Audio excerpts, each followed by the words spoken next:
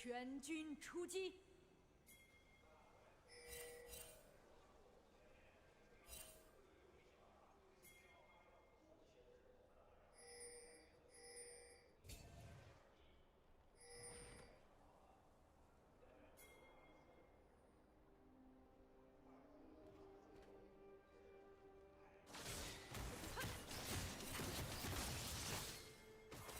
Well, folks, that decidedly looks like the Rift to me.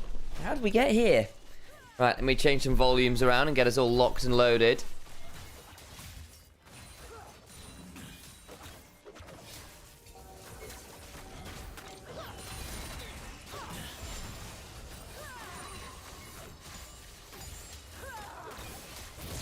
Ooh, Ignite, level 1. Gonna get it onto Taeyun. On, has eaten a fair amount of damage, but again, he's a support. He's got a lot more sustain. Taeyun needing some ricochets. Has burned the Ghost, by the way. Realistically means level 2. Gonna go towards this not this Sivir. And this Nautilus. Good early trades there.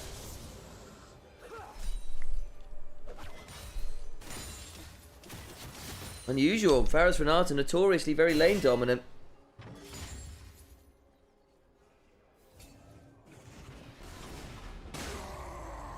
WE 1 and 5, BLG 5 and 0.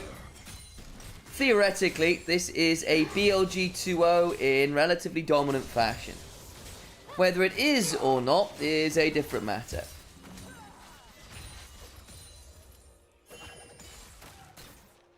You're not a fan of this draft, are you, Karzal?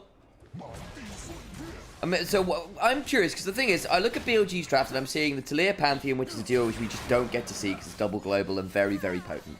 I'm seeing the Ambessa. Yes, it's been, but I think he's got a lot better at the champion with the Nautilus. And basically, I think assuming someone can dip lane, your ability to turn up with 3-4 people kind of out of nowhere means that WE have to play side lanes well, and I just don't see it going that well.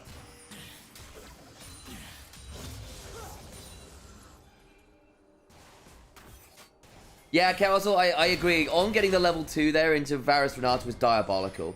Just really good level 1 hooks. Hooks the Renata to get the Ignite down on the Varus, who ghosts and backs off the wave, and they lose level 2. Because Sivir just is pressing Ricochet through the wave the entire damn time.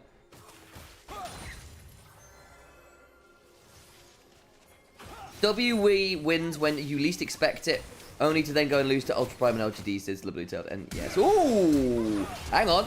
Oh, nearly that got the combo. Well, that's double flashes for 1.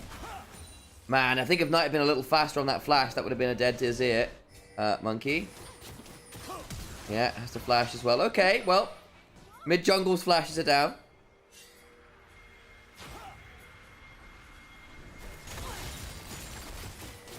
I'm assuming you all can hear me. Oh, Karis is going on a journey. I think teams got better at playing versus globals. Yeah, no, that's probably fair. I agree. I think they've been in the meta long enough now that that's generally true.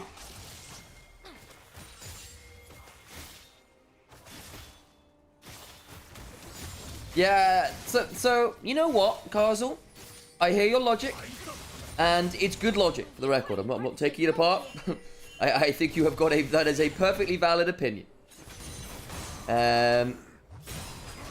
That said, WE's comp is predicated on being in the river first. Sion, Renata, Maokai, particularly the Maokai, even the Azir wants to set up soldiers and stuff. You punch the mic to make sure. Thanks, Crampton. Good Ignite, by the way. Taeyun, heal from Renata. Spellbook is a thing. Boomerang Blade through the wave. Ah, it's really annoying for out. That minion's gone a little bit too far from the others for ricochet value. Bin. Okay, Cube's not at 6 yet. Ow. Yeah, Bin's not reset yet. That's why he's trading so hard while he can.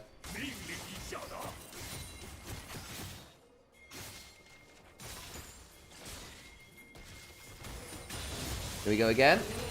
Shuffle towards the Maokai. Knight misses his seismic shove. Vampire's here anyway.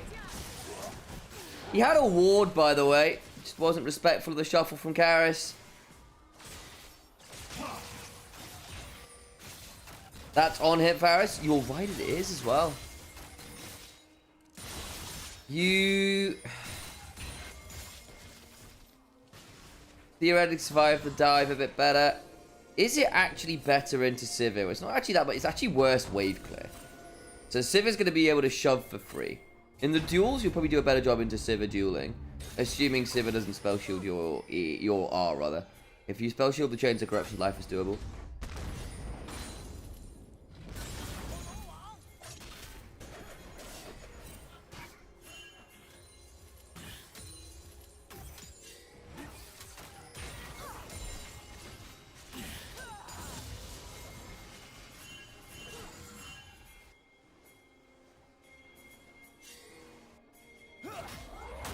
Grand Star full top. Here we go. Getting beyond cubes we can't ult out. Double knockup, can't get beyond. Nicely done from BLG. Good ult, good kill. Deviation shield, gets to clear out the wave. Level 6, there's Omnivamp.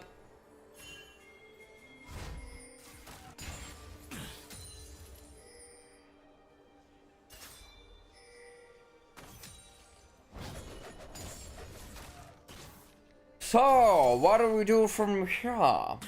The fact this Azir is just down 10 CS randomly is really awkward for Karis.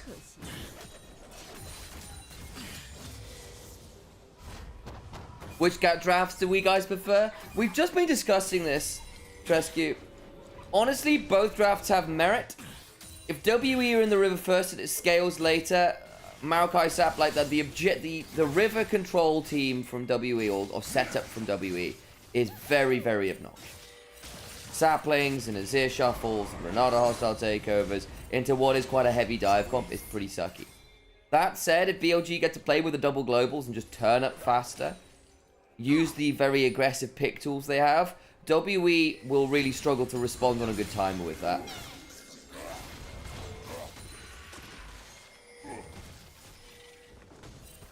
Grub's going over to WE. Wave crash. How much is he losing? 2 minions. Should get 3. Okay, he's fine. Don't miss it. Well done, Vampire.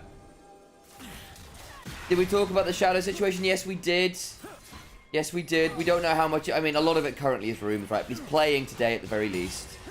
But yeah, there's been some rumors flying around the community that...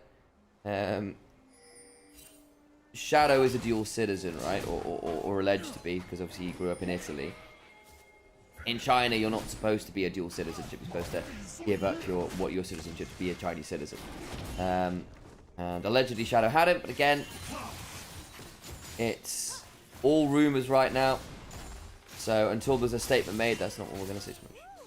Sai unleash on the grubs. Yeah, it was very clean actually. If Sai gets to queue a whole set of grubs, it's really, really nice. It's the reason why like Cho'Gath is surprisingly good with grubs, because Cho'Gath gets to walk on over, heal off all the Void Mites dying, feast one of the grubs and walk away, and your jungler's like, thank you, this is great. Your jungler kills the first one, Cho'Gath walks over for the second one, you smite the third one, life is good.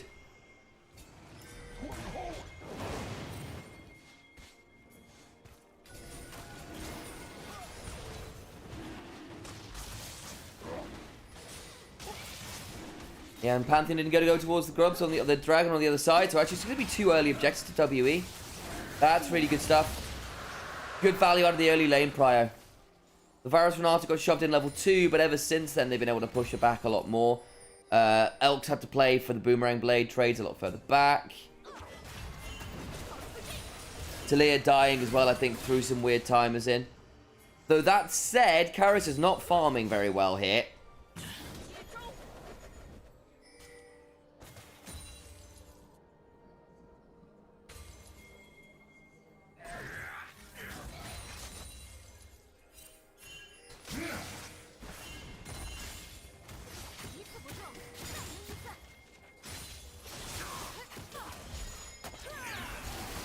Well, there comes the piercing arrow. Ricochets through everyone.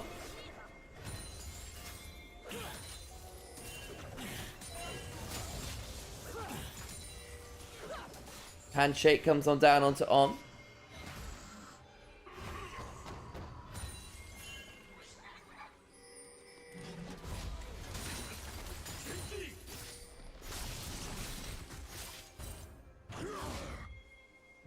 too much up top side right now.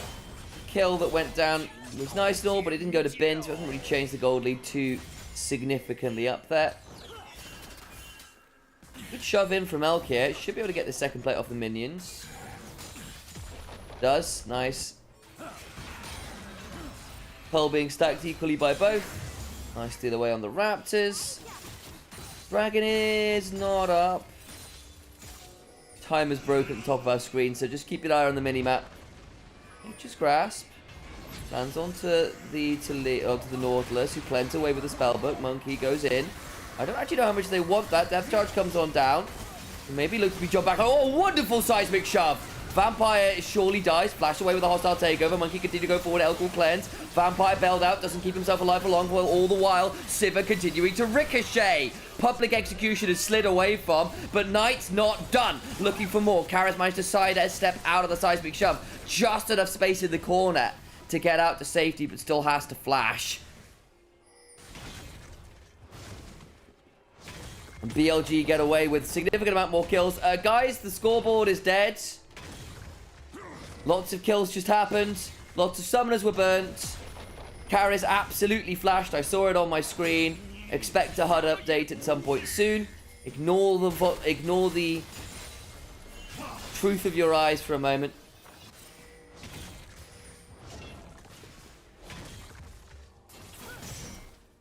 Unfortunately, Ambessa went down to make that play and didn't get involved in any of those kills. Actually, I don't know. She might have done. We can't see a damn thing because the HUD is broken. So I have no idea whether Bing got any value there. And farm values aren't changing. So we're gonna make an educated guess. Well, the timer's moving again. Hooray!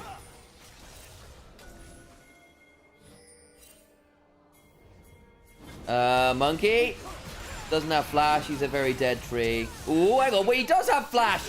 God damn it! I got baited by the scoreboard. Seismic shove though. Vampire certainly does because he flashed in the last fight.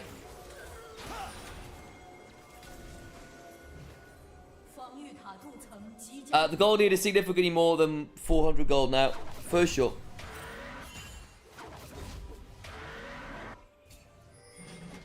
I'm hoping they know that the scoreboard is broken.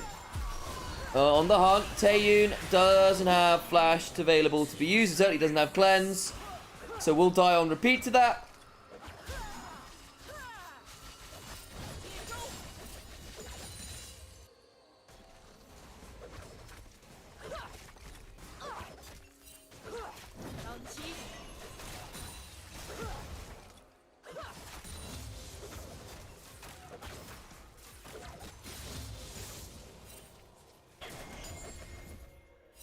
Got confirmation from some of our friends over in LPL English. Well, all the feeds seem to have the same issue. There we go. They just replaced it. Cool.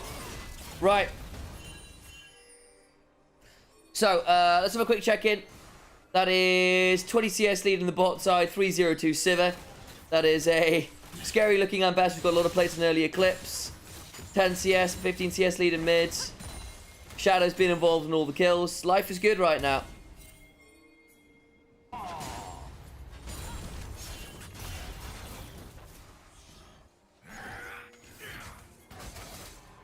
Yeah, I'm pretty sure they didn't say that, Abdul, but that's very funny. Thank you for the followers. Welcome on in. Can we chrono break XDD? I know. So, it is a 3,000 gold lead to BLG.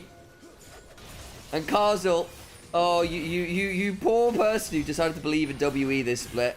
The thing is, the analysis wasn't even wrong. They're in the river first. Maybe that's enough. The hostile takeover sucks. Nature's Grasp comes on down. Sion is ulting on in.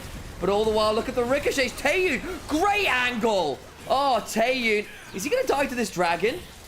No, Shadow's down. On's down. And Siva couldn't get enough ricochet damage down. Oh my days, WE got away with it. Knight's going to try and kill some people off here. Just wide with the seismic shove. That's why we wanted WE in the river first, by the way. They nearly lost it even then. The damage was pretty damn foul.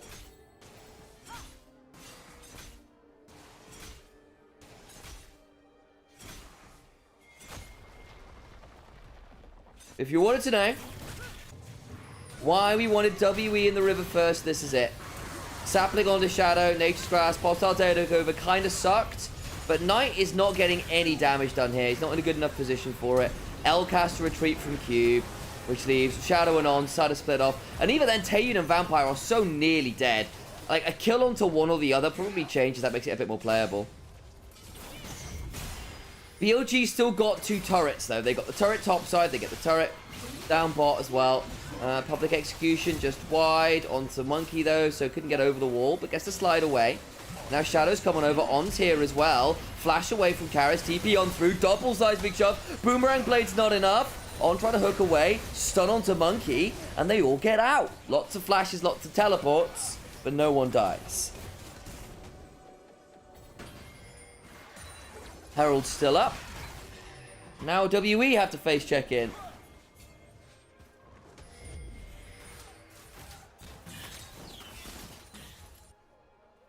Should be feats of strength to BLG at this point.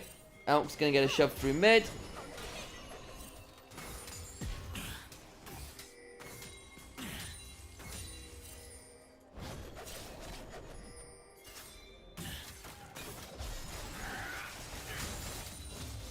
The thing is, Castle, I'm not sure WE's 1 and 5 is fake this split. I think Cube and Karis have been very poor. I think Vampire's been not great either. Taeyun's been inconsistent. Monkey it's basically Monkey and a little bit of Vampire I have some faith for. We've got a fight going on though. On. Chains of Corruption will keep him dead. Knight is dead as well. Now Bin's in the backside though. Taeyun has gone into the bailout. Won't be enough to keep alive. Flash from Cube to try and kill off Bin, who's got another shield. The Omnivamp healing is ridiculous. Ridiculous. Especially as Elk just gets the ricochet on down with On the Hunt. Man, Ambessa flank value. Unreal. Varus Auto is very satisfying. Yes, they are. Yes, they are. Let's have a look at this again. Because basically, BLG come in from one angle and they throw everything at them. On eats like all of the CC. The Chains of Corruption landed onto Talia, who then dies to the Scion ult. The problem is, Vampire and crew took so much damage that Bin on this flank angle gets to kill basically 2 of them. Shadow's untouched, has a shield vault. Karis just dies to the Mortal Steel. And then Elk and Bin just kite it out and Cube can't get the kill with a flash.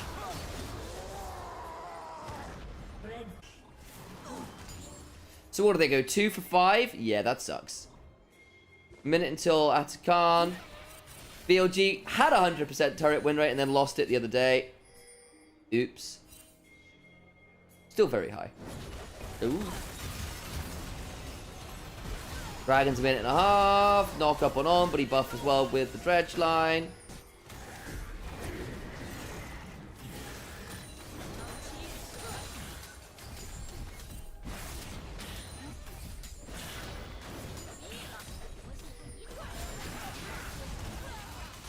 Herald summoned in mid. Seismic shove. Is it going to get a charge? No, it is not. It does force BLG out of the river at least. W still yet to get a turret, by the way. Hook, wall. On probably dies for this and does, but Bin's on the flank. Ah, Vampire's dead. Scion is dead. Bin is not. Bin gets to hop away. Finally dies, but Shadow's got a shield vault, so that means another kill onto the Varus. Elk just cleanses and walks away. Karis got nothing. Ricochet, auto, boomerang blade, seismic shove does... Sorry, not seismic shove. Emperor's Divide does nothing. And once again, On just goes, I am riding for Valhalla. Sure, put all of your damage into me, the Nautilus, the most important part of this composition. And they burn all of the cooldowns onto the Nautilus, while everyone else survives. And then Bin just comes in with a flank angle. He's very happy to trade his life there for 2 kills or whatever. Let's have a look again. Because it's a very similar deal. The 4 of BLG going to the 5 of WE. But watch Ambessa. Weaver's Wall comes on down. And at this point they burn so much. And Bin gets over the back of everyone. Murders one. Begins to hop towards the rest of the play. And Shadow just gets a flash on forwards. And Taeyun's gone ghost. He doesn't have the cleanse. Can't deal with the Pantheon on top of his head with the CC coming on through. Karis had to shuffle very far forward to secure the kill. Onto Bin, I want to say. Ends up very out of position. Atacam Dragon secured. Oh, Karis. You good here? Yeah, okay. I wonder whether there might be a Pantheon ult coming. There isn't. Too eager for me.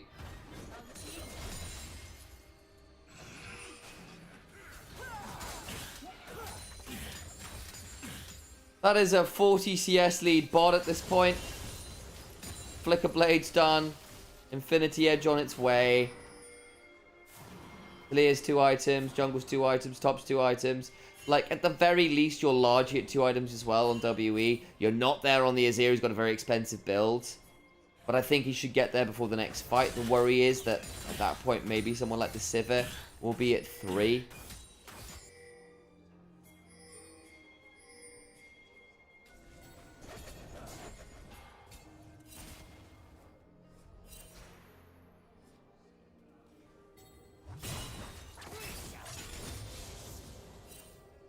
Two-level advantage top.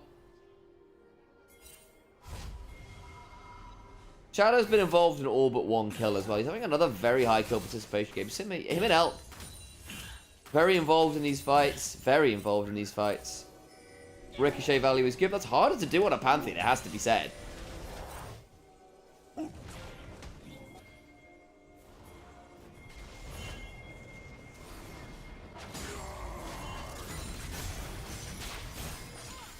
Black Cleaver damage.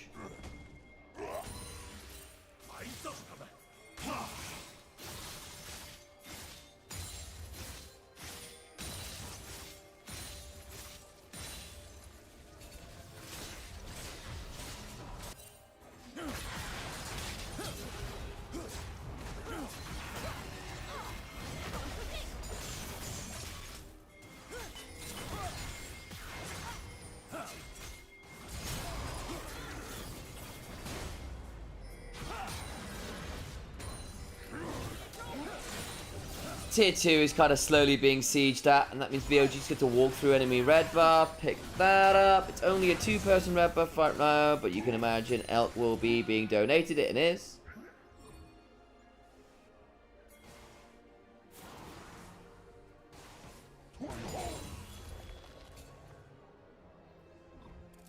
Did something happen to the overlay? Yeah, it broke, Phantom. Is the answer. It just stopped working.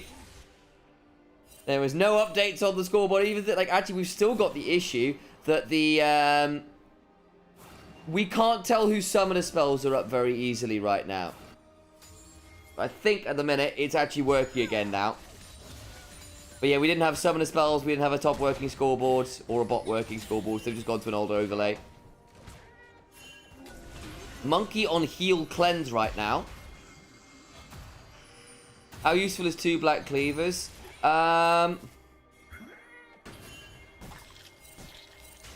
Sometimes you can get away with just 1, especially if you're going to be team fighting a lot. You can effectively get cleaver stacks faster because 2 people are stacking the same metric. It could be useful if you want to get it across a whole team or multiple members rather than just 1 member, or you don't have a lot of AoE.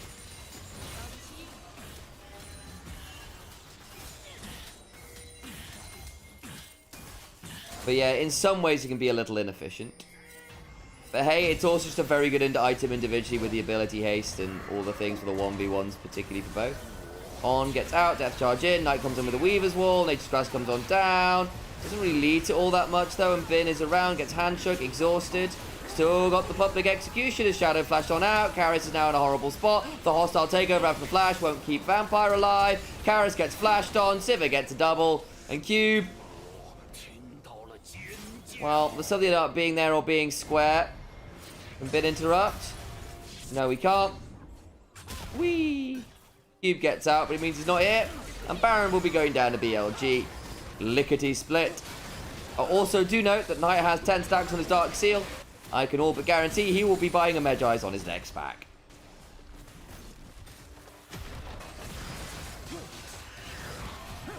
In another world, that ult flash from Vampire is cool.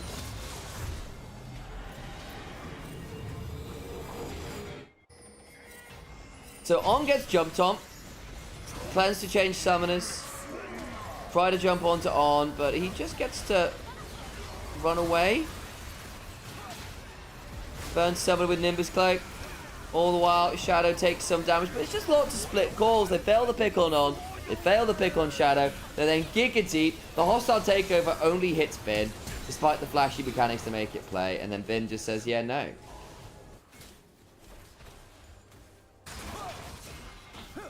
No Blast Cone available. Second Dragon for BLG. Baron for BLG. Yeah, this one's looking pretty doomed for WE, folks. Pretty doomed. Exceptional game from Elk so far? Yes, I agree it is. Hello, Alex from the other room. Yeah, Elk's having a really, really good Sivir game. Him and Shadow have played very well for my eyes. In fact, the fact that Sivir's still nearly 100%. She's dropped 1 kill participation. Shadow's now dropped a couple more. I think that last fight didn't help on that one, but, you know.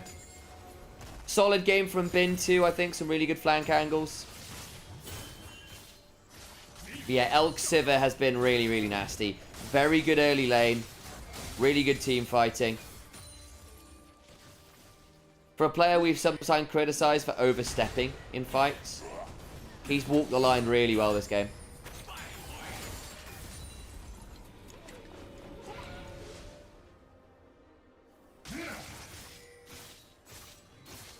So we've got a bit of a discussion, which we might start up in the break, actually. So I'm not going to forget this, Kershaw. But basically, the discussion about, actually, do we like the split groups of LPL, upper and lower?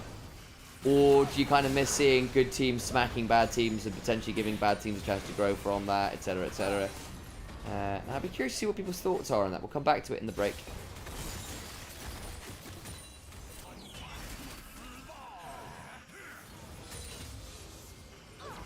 Yeah, Karzul. I think BLG are quite happy to give those up. I think they'll play Varus quite happily. Elk's a good Varus. But they just don't give a damn about Azir. And in fairness, Taliyah Pantheon is like permabanned as well. So it's not like they traded Azir Varus for nothing. Oh, that CC chain. Good Aegis Assault, by the way, from Shadow to immune a lot of the damage. How do you know how many kills for each player? If you look at the bottom of your screen, so obviously new to League, if you see the little numbers down right at the bottom of the screen where the little portraits are and all the item icons, the 133 for the Scion says 1 kill, 3 deaths, 3 assists. Kill, stat, assist down there. Hope that helps.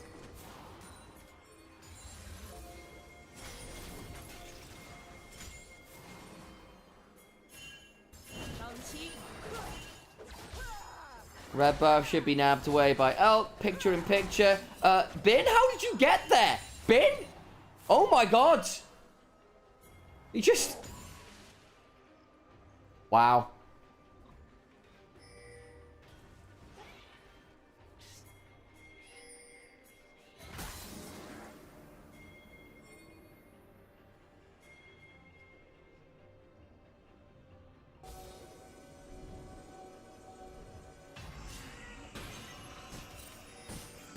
On eats sapling. Couple minutes till dragon.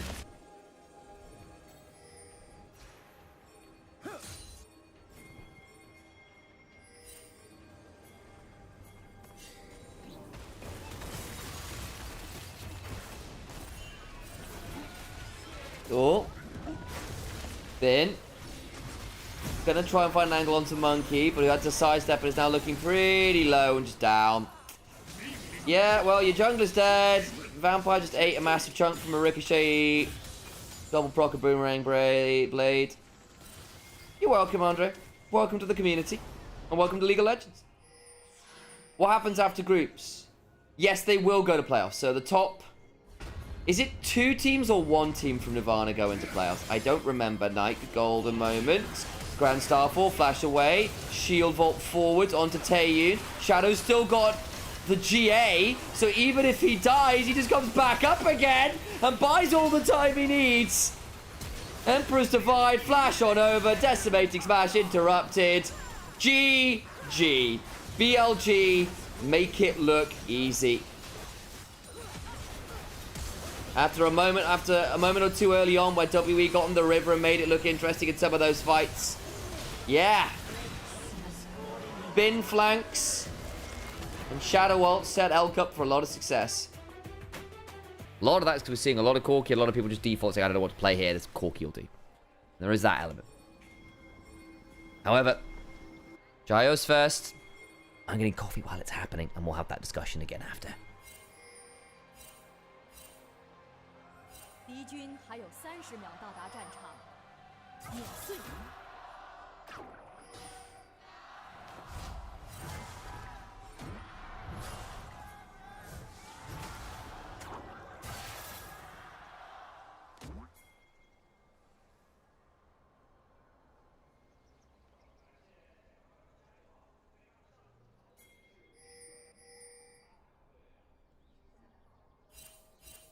全军出击！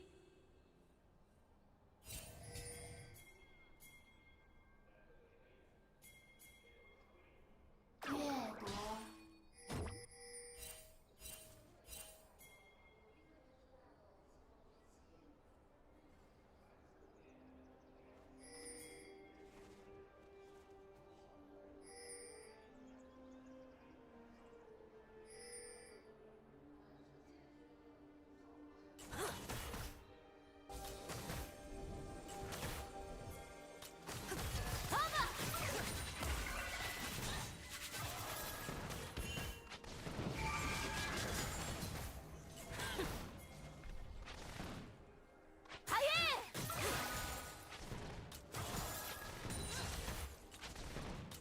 Have I missed any early violence, chat? No, it doesn't look like it. Junglers starting top sides, not entirely surprising. Oriana Graves was huge at Worlds 2020. Yes, it was. Anyone who remembers Night Shockwave combo with Graves Smokescreen? Yeah, I mean, Graves Smokescreen is one of the most, like... How do I put this? Graves Smokescreen, for being a very innocuous ability, is insanely powerful. If you were gonna have, if you took the name Smokescreen off and renamed it and kind of like re-fantasized it, if you know what I mean, like gave it a new vision, a new bit of like lore as to what it is, and another champion with the same like effects, it would have so much more impactful visuals. Because the visuals and what it does are so, like, divorced from one another. Because it's one of the more powerful abilities in the game. It's ridiculous. A slow, an AoE blind. Very, very, very strong.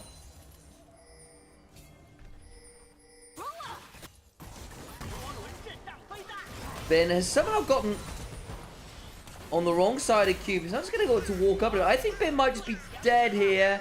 Oh, I would have flashed for that Cube.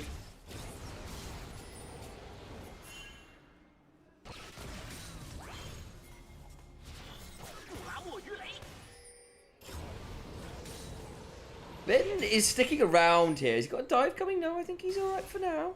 I feel like Cube, if he lands an Electro Harpy and just looks for the kill. Ooh, not quite. Ben's alright. Man, see what Cube was looking for. Ben plays it well.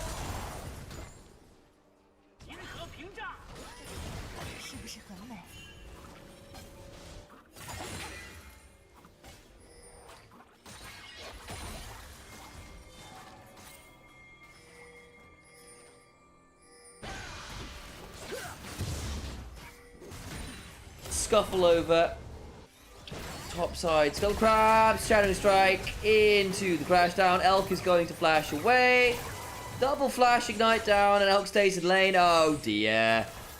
You go all in on that to lose the same amount of health bar your AD carry. On's going to turn this around, by the way. You missed your Shadow Strike. Oh, Vampire. Oh, Vampire. Oh, God, WE bot lane. No. Oh.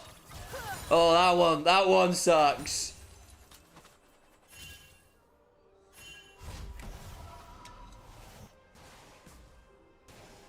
Is Olin gonna execute? Yes, he is. My go.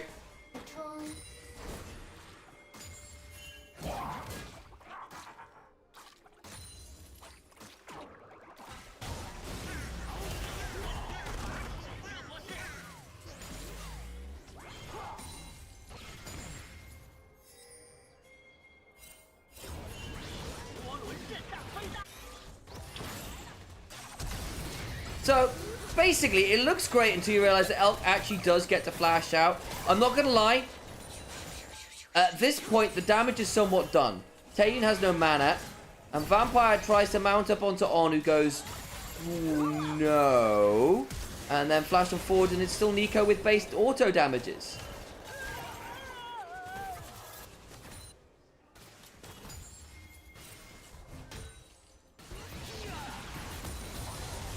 Equalizer top. Bin goes, that kind of hurts. That's got a Negatron cloak. Doesn't care as much.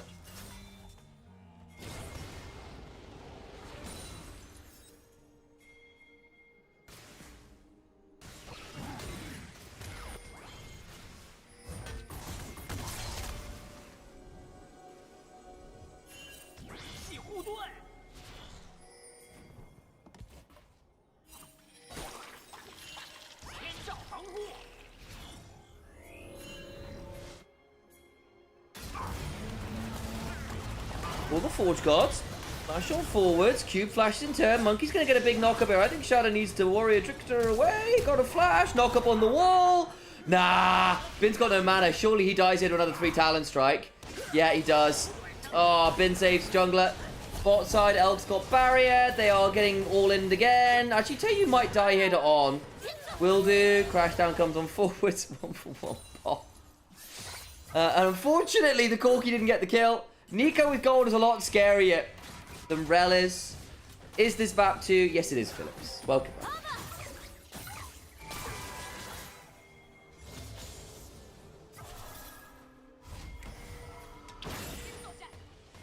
Pulled his enemy minion wave and guided his wave to tower. There's the famous super server top lane that did the same. Ah! Fun.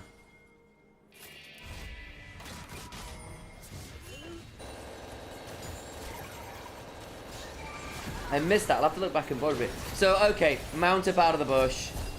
With the exhaust. Can't run away.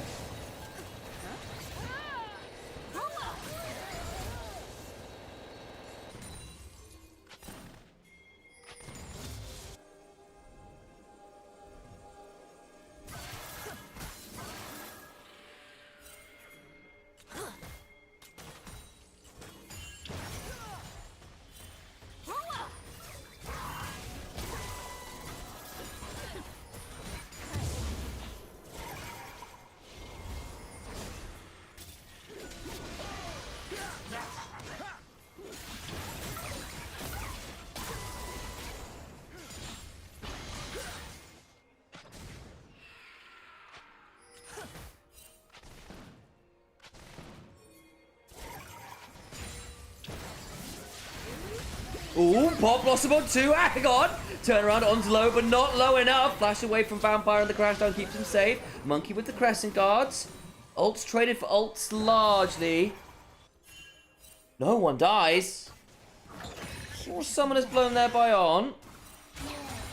Still, be another forced trade. And Elk, another Cull game. He's really liking those at the minute.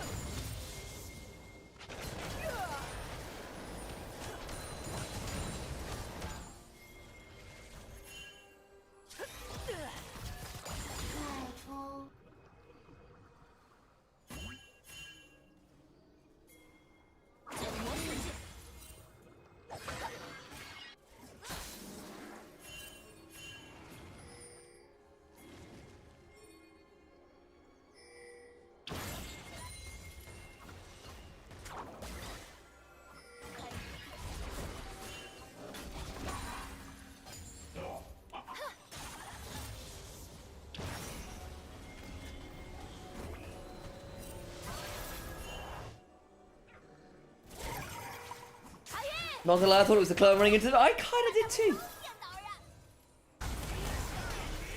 Then eating a lot of damage. WE reminder with this comp, really do want to get the most out of the one item spike. Like, they need to get this Aurora doing cool things. They want Rumble equalizers to hit. They want to get value out of the Xin Zhao making plays. Because if it gets later, Ornn items plus Wukong scaling plus Kai'Sa plus Orianna plus Nico with early gold, like, that's just not fun to play into later. It's really not. That's basically 3.5 carries being amplified by one of the most obnoxious top lane tanks to exist.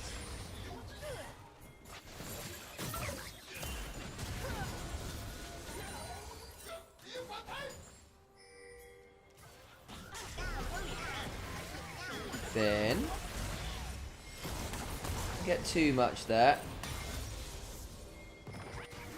Gonna give up this bot side dragon. I think that's fine for BLG. Don't have to care too much. Giving up early grubs, giving up the early dragon. Don't really want to fight it at this marker anyway. Look, you're not at first items really anywhere. You can afford to seed a few bits early. Alright, TP'd in. Shockwave, well buffered through by Karis, but it is going to have to be the ult used. Does have that reset capability with the teleport. Without the ult, the Aurora's value in terms of threat goes down. That's a top laner, or I can say all tanks are hyper obnoxious. Just play range tops, man. Commit. Don't be bullied into only playing gods and bruises.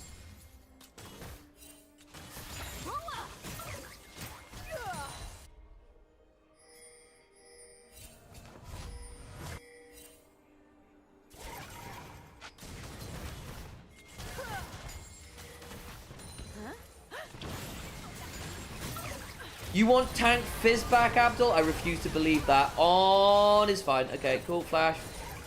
Blown. Doesn't blow Pop Blossom, though. Cube. Yeah, I wonder whether Cube's in a lot of danger here. Yeah, I had to flash out of that. Yeah. Yeah, you did. I don't want to see Season 6, Sunfire, Iceborne Gauntlet, every top laner running that was hell on earth. Tank Echo, Tank Poppy, Tank Fizz, all running that. Utterly, utterly, utterly ridiculous.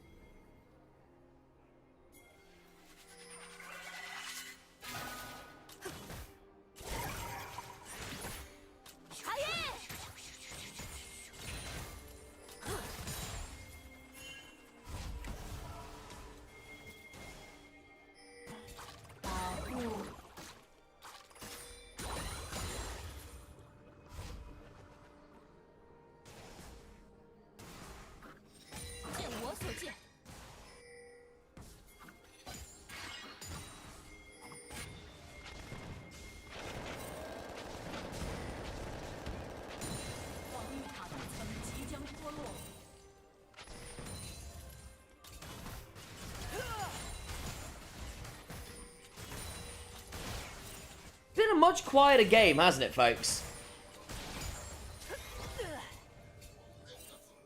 Much quieter game. 7 CS still to go on the Kai'Sa call. One item largely complete. Shadow's going to realise there's people there. Magnet Storm on that? Are you sure? Cyclone flashes away. Does have to do it. BLG had to flash out of a few plays. I think Shadow wanted... I wonder whether Shadow could have gone over the wall into the Dragon Pit. I do. Monkey flash for that too. So what is it? Flash to flash on junglers. Cyclone will be back off cooldown in time, as will Magnet Storm, so... Nice, cashes in the call. Nico's nearly at her first item too. Remember, she's got the 2 early kills. It's going to be there a lot faster than it might otherwise be. Karis needs to go across the Veil, because again, we've got the Loons build from Knight, so we actually stick quite a lot into these squishy members. Smite from Shet. She's down about 10 CS, but hey, welcome to being shoved in a lot. Cube just got exhausted. Ult. Doesn't have flash, remember. That's just an easy kill. Very nice from BLG. Minute until Dragon, by the way. So they just get that kill for free on a good timer. Wukong Flash is more important than Shin Flash?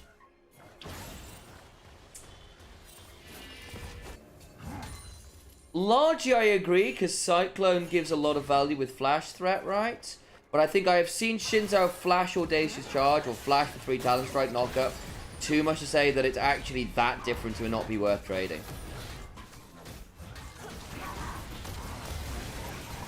Herald up. Oh, on! Glorious Pop Blossom. Taeyeon's going to have the Flash Barrier away. On might die for this and does. What about the fight after? Okay. Taeyeon Flash Barrier down. Knight's coming though. I think this is still playable for BLG. I can't do it. Oh, Shadow. Get over the wall. Monkey's got a Crescent Guard. This is looking really good now for WE. Oh, BLG. Man, they thought that Pop Blossom was going to be it. It was not. They had no ults.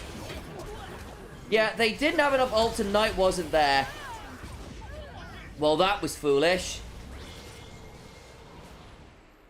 That would have been great if you had a Kai'Sa ult or an Ornn ult or a Shockwave there after you hit the Pop Blossom. You didn't. And like WE had like all of their ults still remaining.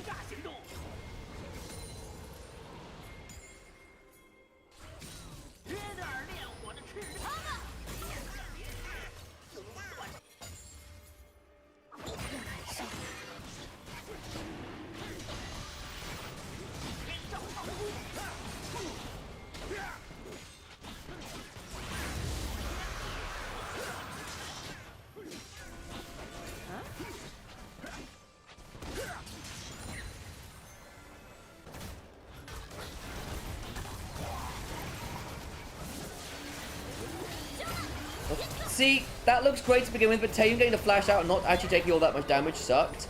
And then BLG stuck around to try and fight. Knight's coming up, but doesn't really get all that much. It's basically really good flash mount up from Vampire to CC Shadow down. And then Equalizer gets to come across in a second, just do a lot of damage.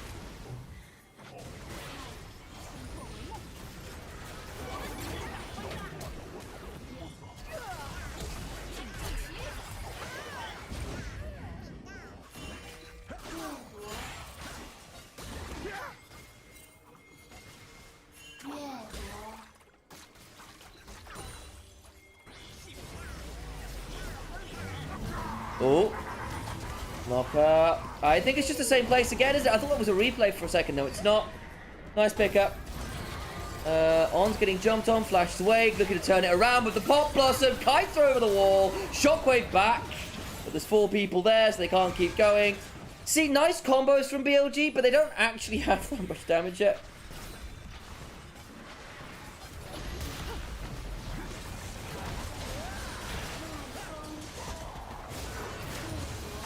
Damage on Bin, doesn't have his ult. He's dead between worlds. Man! Shadow got the turret top side. Did they get feats of strength off that? No, because turret went down first for WE. Okay. No follow-up on it. One of the targets was a tank. Yeah. Yeah, exactly. They had no ults. The follow-up wasn't there. All a bit awkward. Knight's going Banshee's Veil second. Or at least Verdant Barrier. When you are into double AP solo lanes.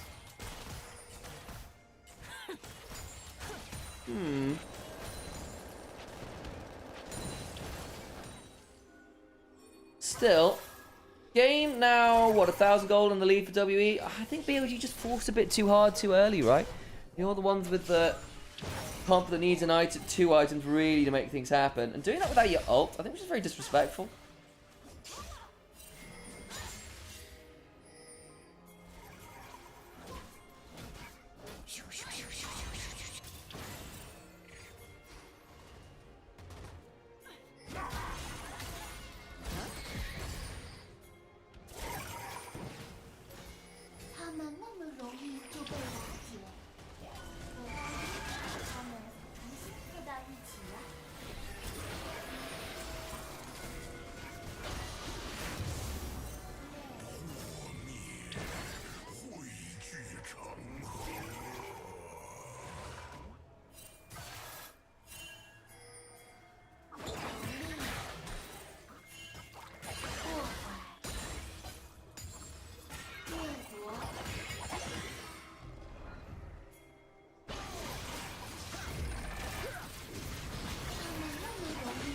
Well, Atakan start. BLG. Threatening. Paris across the wall on Magnet Storm. Pop Blossom trying to come on force. They just kill the Nico over. Well, well, well. Shadow's about to die down to Cube, I think. Flash is away. Try to turn off onto Cube. He does force to reset. Flash. Wind becomes lightning. A charge into the turret. The Crescent Guard is decent. Can't get the kill, but the Wind becomes lightning after. Bin turns up now. Got a Spellbook in a Dream. Call of the Forge God comes on forwards. Tried to steal it. With the Call of the Forge God and can't. Flashes away. And WE pick up Atakan and 2 kills.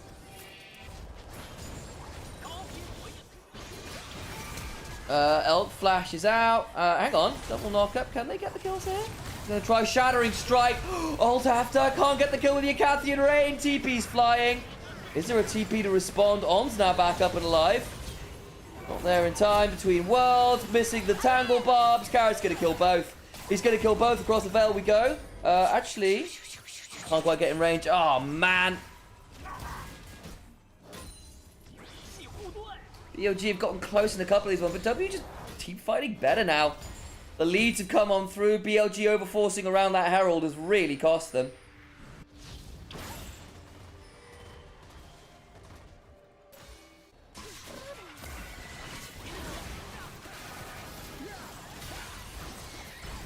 Have a look at the replay. Gets into the back pit there. Look, Bin is walking down. It's a 5v4. Elk is also in ult range, but they just haven't found an angle. So realistically, it's a 5v3.5. Elk's still not here. Bin's still not here. They try to threaten Cube in the 1v2 or the 2v1 while they have an opportunity. They just don't. Monkey with a really good win becomes lightning. And then try to steal that with the Call of the Forge God. Doesn't happen.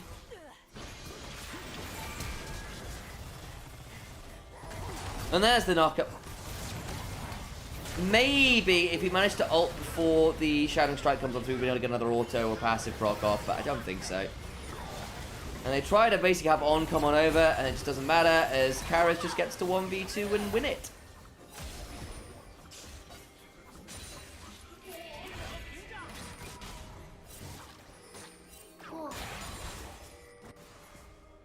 It's now what? 4,000 gold lead, Soul Point. No Baron yet. 2 items now done for BLG. But I think, unfortunately, in these last 5 minutes, they've given up way more than they should have done. And the game, which was very playable for them, just isn't there.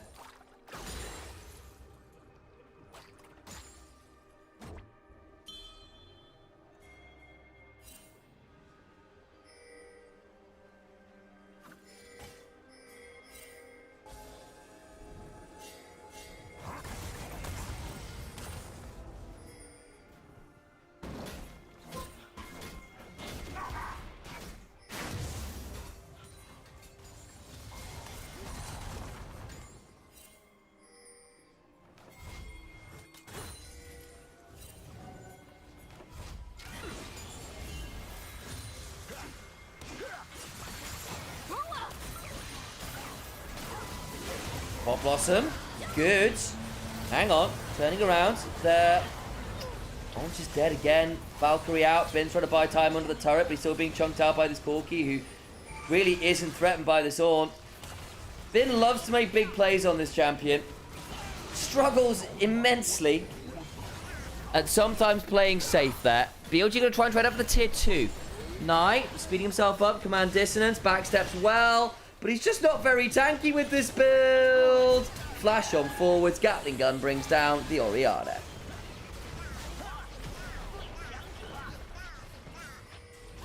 Taeum's low here. How much time has he got left on the Valkyrie? Knock up on Vampire.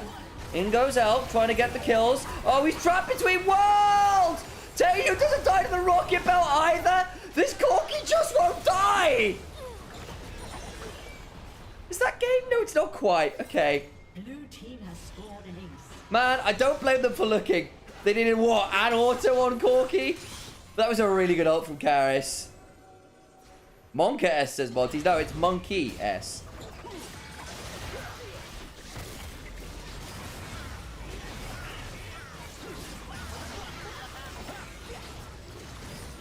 Well, that's Baron. They did get the tier 2 bot at least, and the inhibitor doesn't go down. But WE are now in a really good position to take this to 3.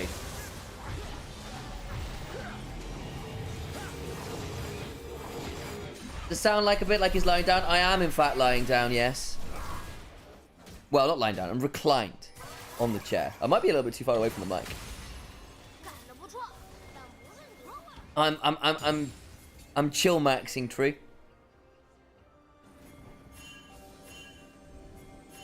Got a minute and a half till Dragon. I moved the microphone, maybe that's a bit better.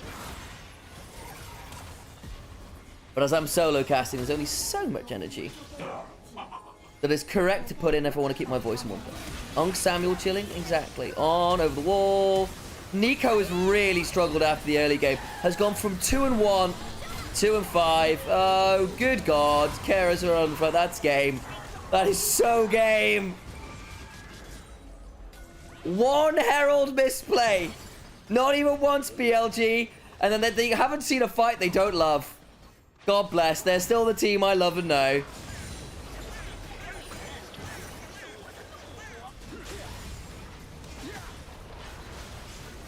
Yeah, on that Nico, there was some really good pop blossoms that led to nothing because they weren't actually able to be synced up with big ults after. We saw multiple fights where BLG did not have Elk, did not have Bin, did not have Knight in some combination, and still tried to play. And... yeah. But anyway, I will turn this off. I'll turn the volume up. Let's listen to the crowd.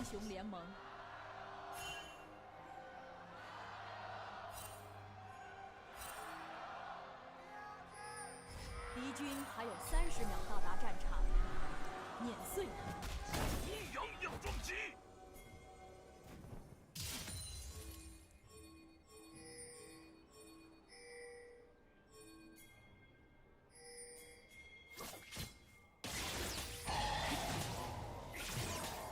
Good chunk onto Cube, who's going to have to flash. Bloody hell. Okay, that ruins his lane. Renekton can really force off him now. What I will say is BOG with... can play through the Renekton shove early. Caitlyn Braum versus Zyricon. A fight to fight for bot lane prio, though I think with Taeyun and Vampire in a really good spot here, I think they can catch out Elkanon. Oh, boy. They ward it. Hang on. Are they going to pass it? They are. Oh, boy. Oh, this is going to suck. Yeah, ow. Okay, it doesn't turn into much more than that. But now effectively zoned fairly heavy off the wave. Vampire can stand in front. Elk's the one that took the chunk as well. Gleaming Quill will give her a bit of healing. But that is now shove guaranteed for bot lane for WE.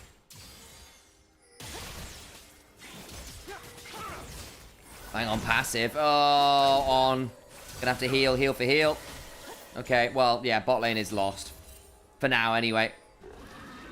Invade from Shadow, from Monkey onto Shadow. Reminder, Shadow doesn't have flash. I don't know whether Monkey wins this, but I say he's got spell shields. Yeah, Monkey, get out there. The moment the flail is then, like, shielded, it's a bad time. Elk cancelled 2 autos too. Oh, no. Did he? Thank you for noting that one. I was a bit busy tracking the Braum passive, I'm not going to lie.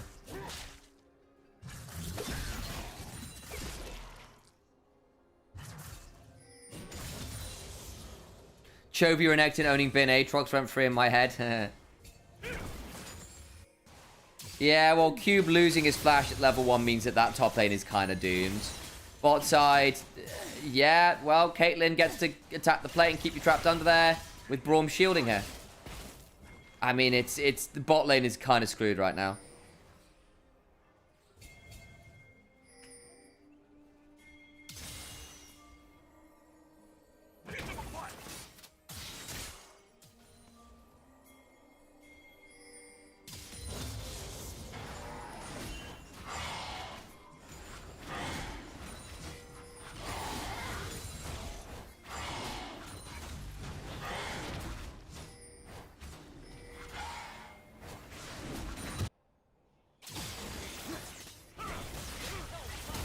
Ooh. I shot from Elk. Bloody hell.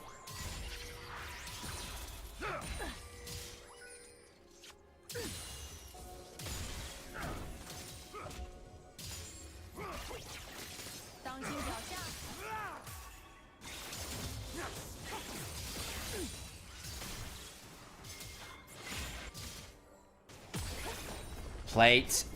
Shove continues. Down 10 TES. Is Elk gonna... I mean, can they stay here? Monkey's coming. Okay. Yeah, backs off. I mean, Shadow can't help either. He's got too many camps topside to clear. He's going to look mid and try and get something there, but bot lane is screwed for it. But there's not a lot you get to do. You can't fall behind on the Nocturne like this. Karras may be forced to flash. Does. Punishable.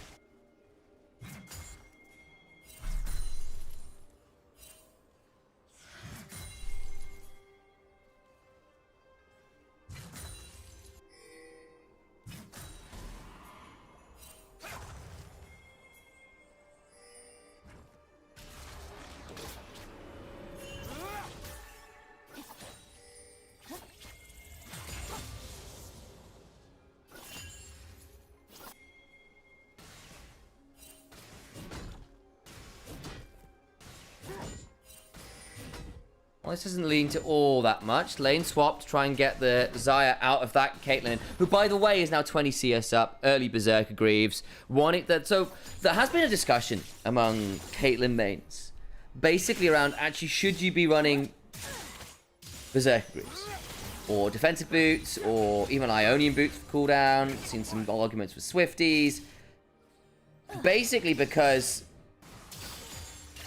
arguably, you don't get that much DPS uptime from Berserker Greaves. You want to be comboing more than you want to be just straight up ordering. The moment where it really, really, really is in your favor, though, is if you do get to hit turrets a lot. Because just being able to cycle through autos to hit turrets matters a lot. Cube Lazy Recall cost 300 gold lead for Renekton. Yeah, it did. Yeah, it did. Because basically, the difference is basically between top and bot. Exhaust from Spellbook. Flash from Knight, Spiraling Despair, Molten Fissure. Yeah, Knight loses about 2/3 of his HP. Does have to flash, had to. Good spellbook usage there from Monkey, though.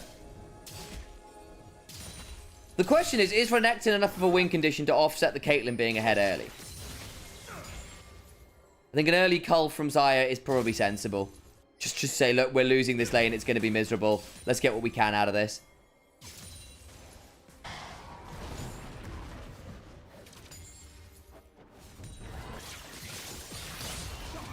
Oh, good double knock-up. Very good double knock-up. Taeyun. No! No, you don't! Cleanse on Elk. Oh, no. You had flash. You had cleanse. You had the shove.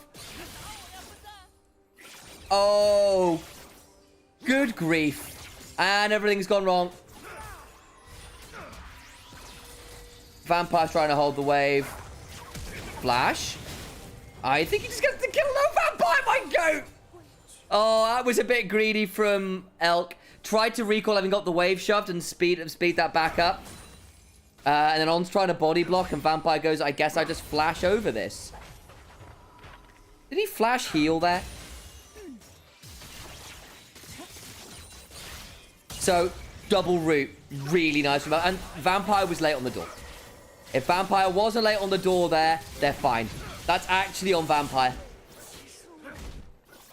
He recovers it well with the solo kill after, but if you door those feathers in time, you don't get rooted. Or at least the AD carry doesn't. And you're probably just fine. Taeyun could probably have cleansed flashed out and probably should have done. But you have to be better with the shield there. Into the Xayah matchup as well, you know exactly what she's doing. Hang on. Paranoia. Fear. Karras. Flash auto from On gets it. Shadow's likely going to die for it, though. As BLG go quite deep to make that play. Slightly frustrating that On had to pick that up, but hey, it's done. Elk has Flash and Featherstorm. Does it matter? Backsteps the trap. Ooh, good. Splitting up the uprights there from Elk. We'll eat the ace in the hole. Got a single grub and 1-for-1 on the kills.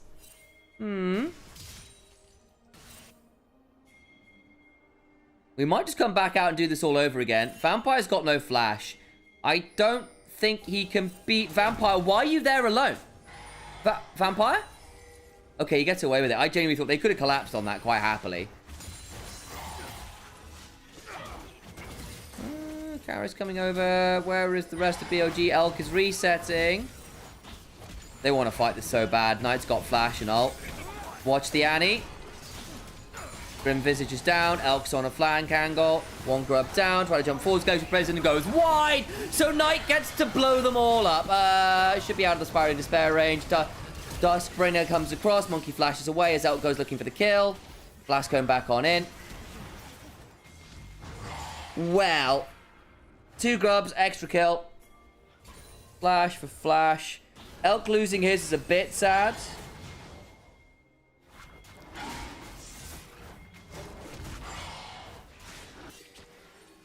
Still a 35-0 discrepancy in the bot side. But hey, the early kill helps. Only 500 gold behind as a result. Gets to steal away the red buff.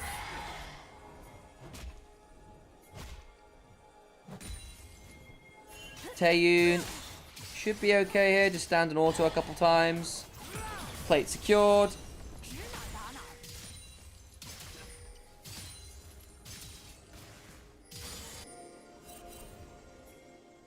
Monkey's going to steal away these raptors. But I don't know how much he's going to care. Monkey could theoretically do the full quadrant here. He's not going to greed for it.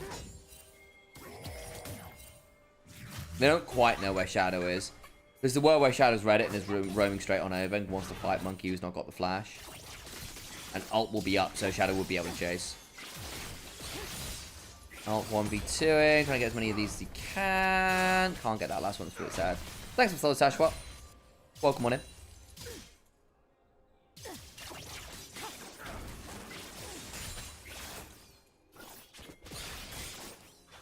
Keep chunking!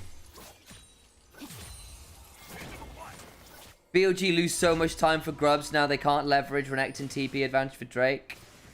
Yes, but I think they are really going to want... I think they really wanted grubs for Renekton in this game. And it also denies them from Caitlyn. And they still, I think, in the end, came out net positive from it. Because they returned to the grubs and got the extra kill.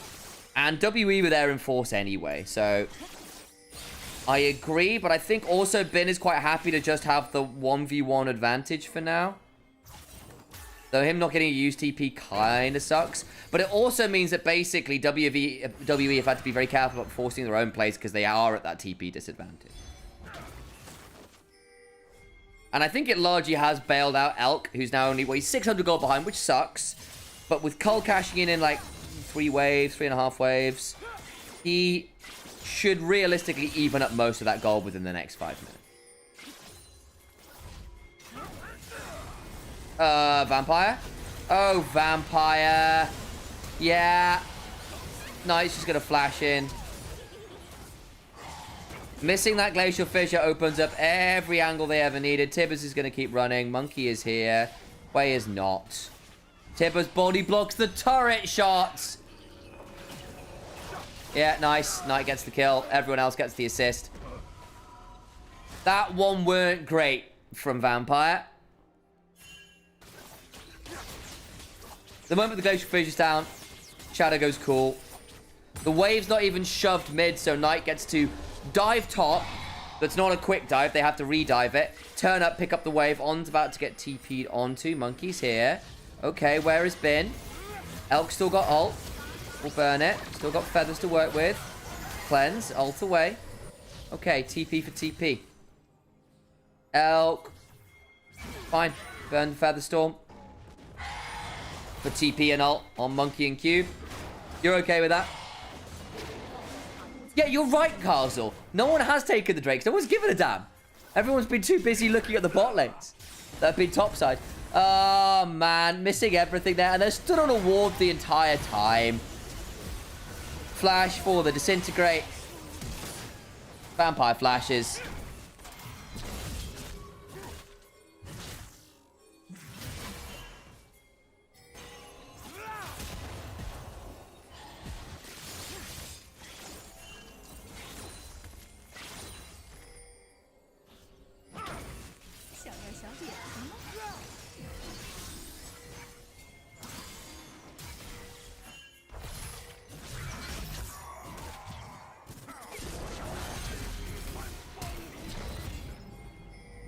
Well, there's another flash down. Bin is really strong. He is going to continue to get stronger. For now, Stride Breaker, double Stride Breaker from Nocturne Renekton. Stride Breaker is very good into Caitlyn. Very good into Caitlyn. Very good into Aatrox. They're reliant on their dash to keep them safe. And the problem is, by the time you are wanting to dash, you are often hit by the Stride Breaker. So you dash and are slowed, and people catch up to you regardless. You don't get to dash and then continue moving at normal move speed different. So the slow from the dash on the Caitlyn is matched by the slow on the Stride Breaker, and you end up getting closed down on anyway.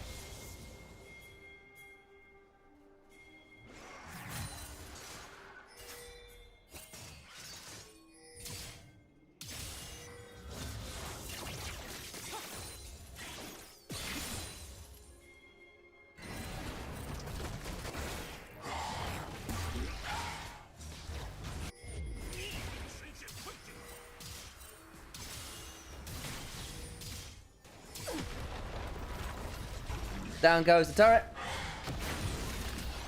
That is not first turret. BLG already got it, and they've already got feat of strength with it. Got that top side. Free CS for this Xayah to cash in. Caitlyn at least got that turret bot side, so that brings her ahead again a little bit. But I think we'll see as Elk cashed in the Carl. Yeah, back down about 400 gold. That's very playable. And all the while, Shadow, 1200 gold ahead. Renekton, 1000 gold ahead. Knight also significantly ahead on the Annie. Means that this pick will be very dangerous.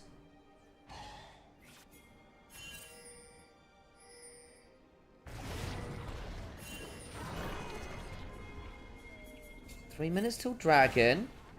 Not been stacked very fast at all. Herald being considered bot side, perhaps? No, they're not going to drop it. They're just going to walk at it. Nocturne, surprisingly good turret taker. It's because he autos a lot. Top side, there's a 1v1 that Bin is very happily winning. Oh, Cube. Oh, dear. Backs and finally buys his first item, but didn't have it before then. Monkey needs to be a bit afraid. There's a paranoia angle here. There's a paranoia angle here. TP behind. Glacial Prison goes well wide. Where were you aiming for, Monkey? Hang on, over the wall goes Knights. Wonderful stun. On into the backline with the quickness in the battle dance. Vampire flashing out to safety. Taeyun's forced to flash as well. Stun, charged up. Shadow looking for a slow. Side Stride Breaker slow into the smite slow. Cleansing up means nothing because Bin's waiting at the back of the play. And BLG just come alive. Cube was dead the entire time. Yeah, that is probably the moment where the game breaks wide open. It starts with Bin getting the solo kill. It finishes with the mass that's happening bot side. So BLG win both sides of the map at once. Bin just goes, cool, you don't actually have an item complete. I've got a level advantage in ult. Why are you here with no flash? Bin still has flash, by the way, so Cube can't even dash to safety. No flash, no item. Level down, bad time. And then at this one, on, doesn't get hit by the Glacial Fissure, doesn't die. Knight, flash stun on 3, having TP'd behind. Vampire flash is out. But it's already too late. You're already 3 men down. Taeyun gets run behind the tower and dies as well. So that's a 4 for none. Youch. Said BLG needed their mid-game to be dangerous. It is dangerous. The problem is it needs to convert into a win con, right? This gold lead is sort of a win con in its own right? But you don't have dragon stacking. We've got 1 dragon in 18 minutes, and the second is spawning in a minute. So our second dragon will be spawning at 19 minutes or so. That leaves Soul in, what, 35 minutes? If you get them on spawn-ish? which is not exactly what you would call fast.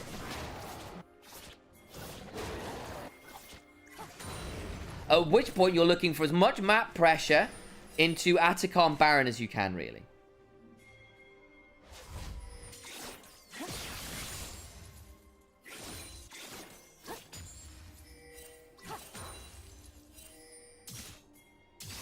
Bin from ahead looks a lot different to Bin from in an awkward Ornn position, it has to be said.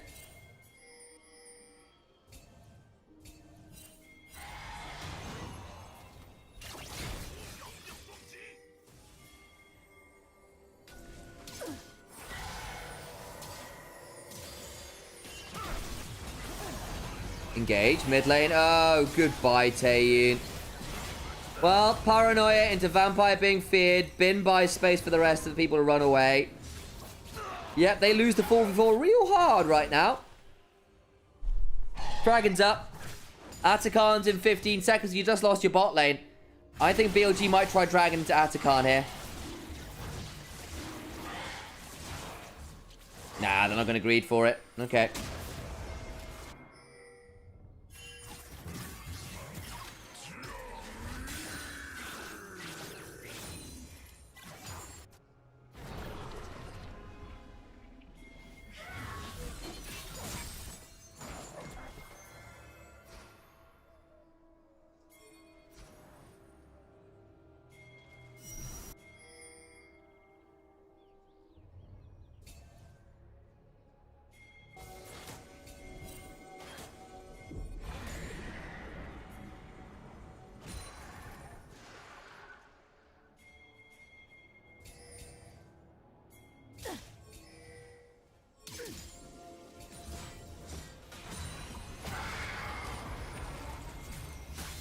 What do you do now as WE? Oh, look at Elf. Might be the answer, but he's still got Cleanse and Ult. Can't make the pick stick. The answer is probably just try and wait it out and scale. Try and catch people flipping at Atacon. Or Baron. Just play it slower. Get to a second item on your Caitlyn. On your Hui.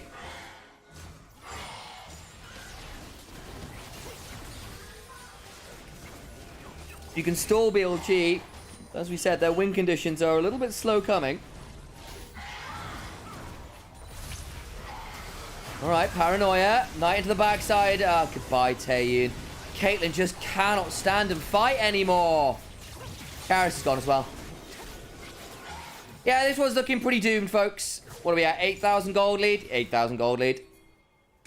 In the hope to scale, yeah, but I don't think BLG is letting them die. Yeah, they are. They are diving on cooldown. But you have got tools here with Sejuani Braum. Did have Flash Cleanse on Caitlyn to deny that. But they haven't been very respectful of keeping Caitlyn safe. Because actually, Monkey went looking for picks, which is fine. In another game state. Not this one.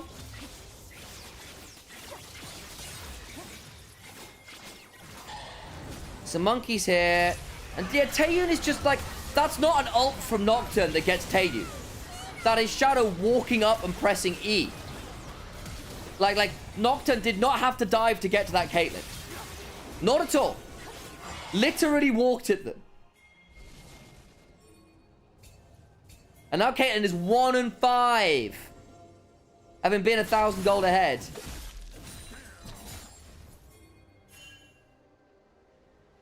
Yeah, they're just hard forceable. Exactly. Knight's now got 10 stacks on the Magi's. And the Spellslinger's shoes. Like, this Annie will just walk at you really fast with a Molten Shield on. And you won't be able to run away. And Rakan, and Renekton, and Nocturne. And you're still going to have the issue that the Xayah is not going to be very much fun at this point in the game to manage. Early on, it was playable, right? Like, we saw how much the Xayah was bullied from the early lane. Literally from level 1. It's pretty doomed, folks.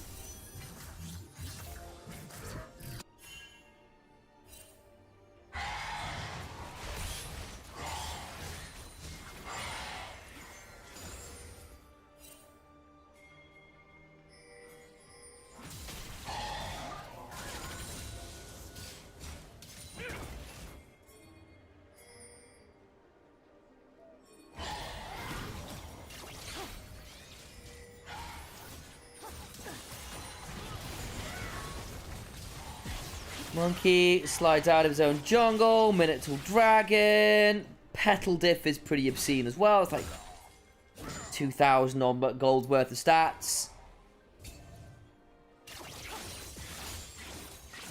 You know, I still want to check out exactly how much it's worth.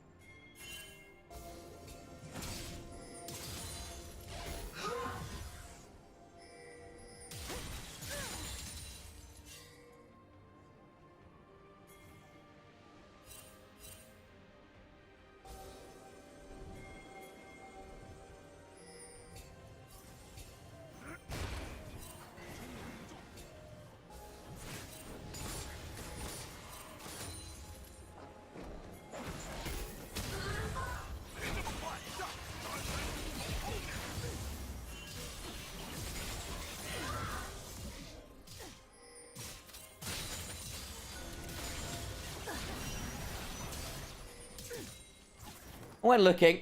It's about. Ooh, let me go pick that one up. It's about 10 petals. It's probably worth about 1,000 gold. It depends how much you value.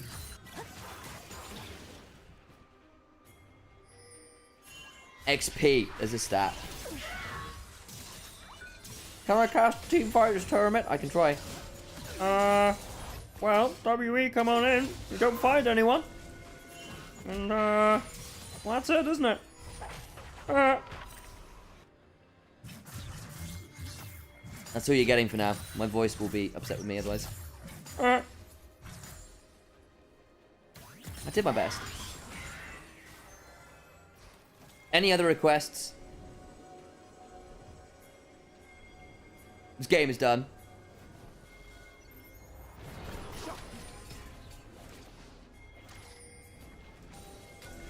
Phones up. WE needs to be a little bit careful here. They need to come. They can't give up Baron or it is actually over. So they're trying to have Vampire and Monkey face check. It's the correct call. And Kermit the Frog cast a team fight as you. Oh god. That's a genuine, really, really big voice actor skill. Is doing a voice of someone doing the voice of someone else. On. Down. On. Down someone else. Absolutely fantastic. Gonna go in. It's everything they could ever ask for. In the backside they go. Shadow low. I need to come up with a Shakespeare reference and I can't do it on the fly. So I'm just a frog.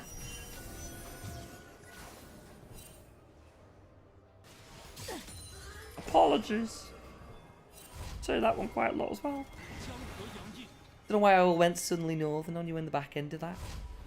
There we are. There you go. And I get. Thank you for the bits, Mute. There you go.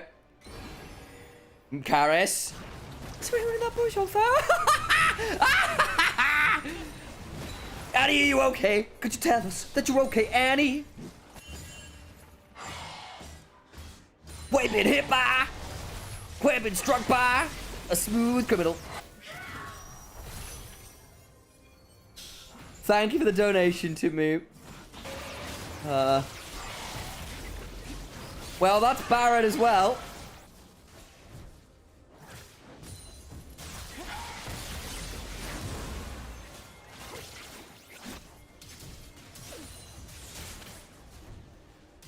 That's going to be turret as well. No way that's getting stopped.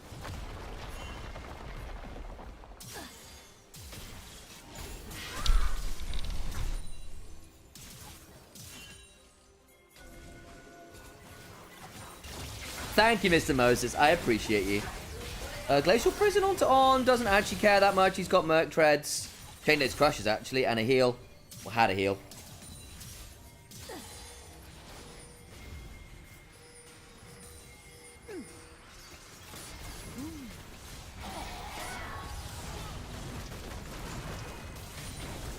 You got a Kempunk Chainsword in Bin's inventory, by the way, to really, really, really screw with this Renekton. He's got Merc Treads and still beat him in the 1v1, by the way. This is more like it from BLG. They overforced in game 2. They have perfectly forced in game 3. Gaze of the Abyss comes on out. But the Abyss is gazing on an empty base.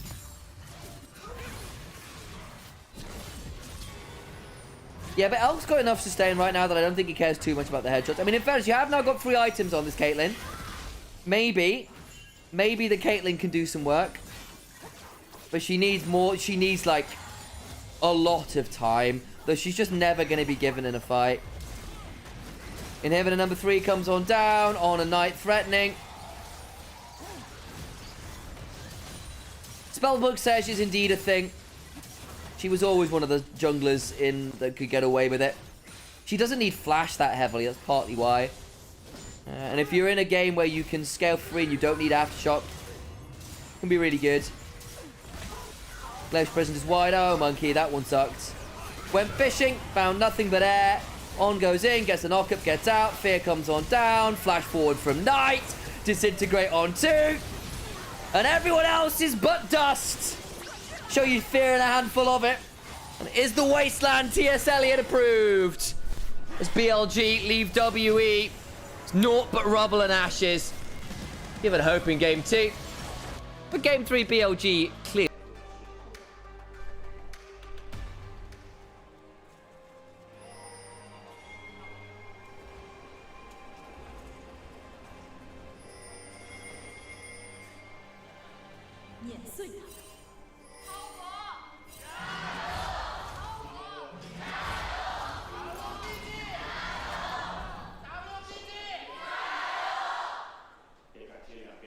WBG starting their chant a little early there. That's awkward. Off Esports 6-1 right now. Been a little bit fraudulent in their wins, I'm not going to lie. Some of those wins have been basically because they've had better hands, not because they've played well. And we've seen what happens when top esports play like that. Kanavi in particular has been very feast or famine. When he's feasting, it looks phenomenal. When he doesn't, then yeah, ain't so pretty, that's for sure. Nothing super crazy there with the runes, I don't think. In fact, we're pretty much mirrored across the board. Grass for grass, conquer for conquer, electrocute for electrocute. Tempo for tempo, and spellbook for spellbook.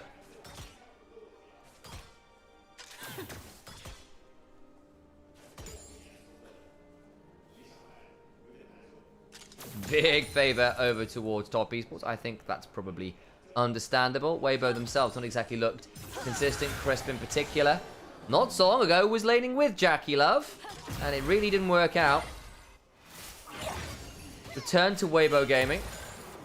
See whether it actually makes much of a difference here. He's been not the best. It does feel like a lot of our OG support players have been struggling of late.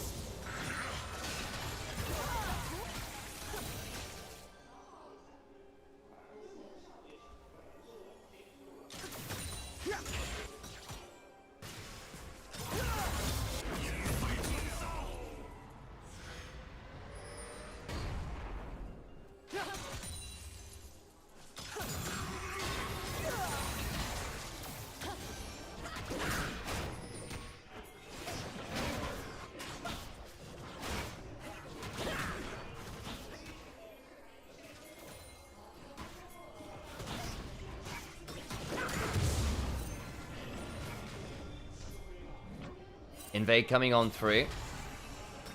Top esports have got the shove early on.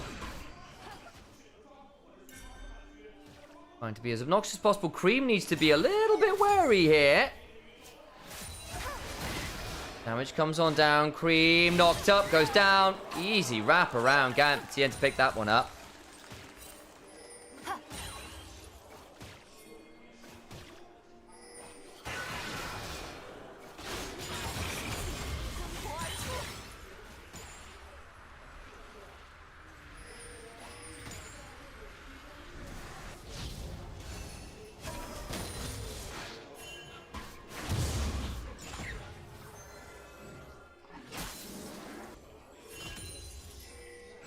Book. See some damage there. Mark of Judgment comes on forward. That W slow can be really obnoxious if you land it. Tien, though, going to get a nice shove topside. Roams through mid, straight up top. May well be able to get the kill on a 369. Bot side violence also occurring. Light going to have to cleanse and try and run away, and will do so. Now, Knavi's turned up top. Tien might be danger. Good path maker. Go for strikes beginning to get stacked. 369 now in danger. Gets knocked up. Wimper comes lightning, and Silence just gone too far. Top esports punished heavily in the early game.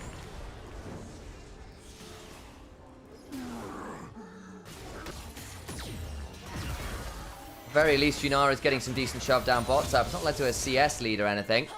Not yet, anyway. Cleanse additional value down there, whereas their heals and flashes have been blown by Hung. Chris didn't burn his, actually, so I take that back somewhat.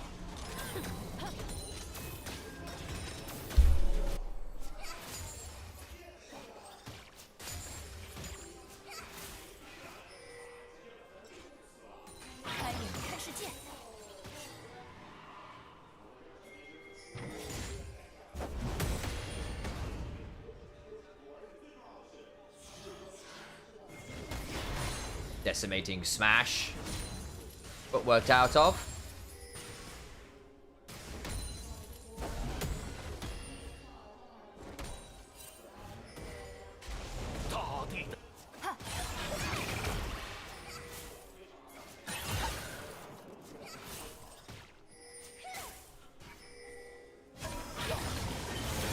Damage goes down onto Xiaohu. Ult from Cream to ensure the trade. Xiaohu has been a big enjoyer of the Luden's build. Actually going towards what looks to be the Andrews or a Rift make first.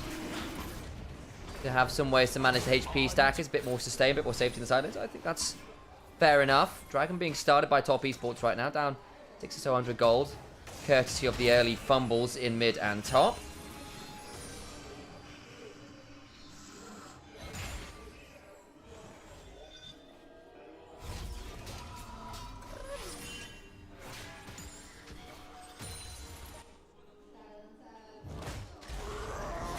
Continuing to proxy farm. My days 369 is just getting all the time in the world. That's ridiculous. He needs to be able to walk out of here as well. He's not got a flash, does have an ult. Maybe has to burn one or the other. Ah, he's out.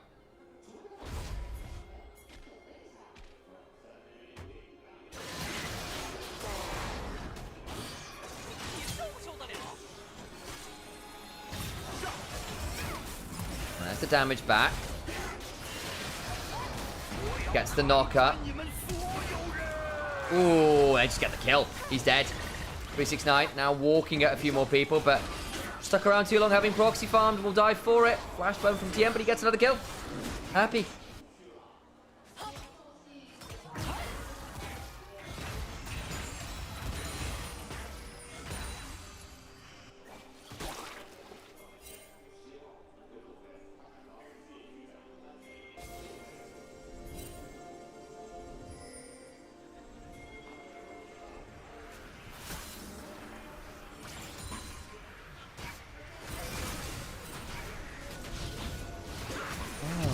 Odd old early game. Can Ivy still get a hold of these Raptors? They'll punish this time. Welcome back. Tien's had a few very successful ganks early on here. Wrapped around mid on first clear. Got a kill onto Cream. Then went topside where the 2v2, 369 and Kanavi pushed too far and Wind became lightning things. On a retreat from a proxy farm, 369 just stuck around a little long and died again. A bit of an awkward one early. Top esports way, but I do think this matchup is very much about the jungle matchup. I'm trying to remember exactly what happened in the last face-off between these two. I do seem to remember it was Tien and Kanavi really going at each other on the whole. They're trying to remember when they last faced each other as well. I think it was all the way back in week 1. A 3-game series in week 1, day 2 of play. This is one of the furthest times from matchup 1 to matchup 2. We're getting to the point where teams will be playing each other twice now. By the way, one of those is BLG WE.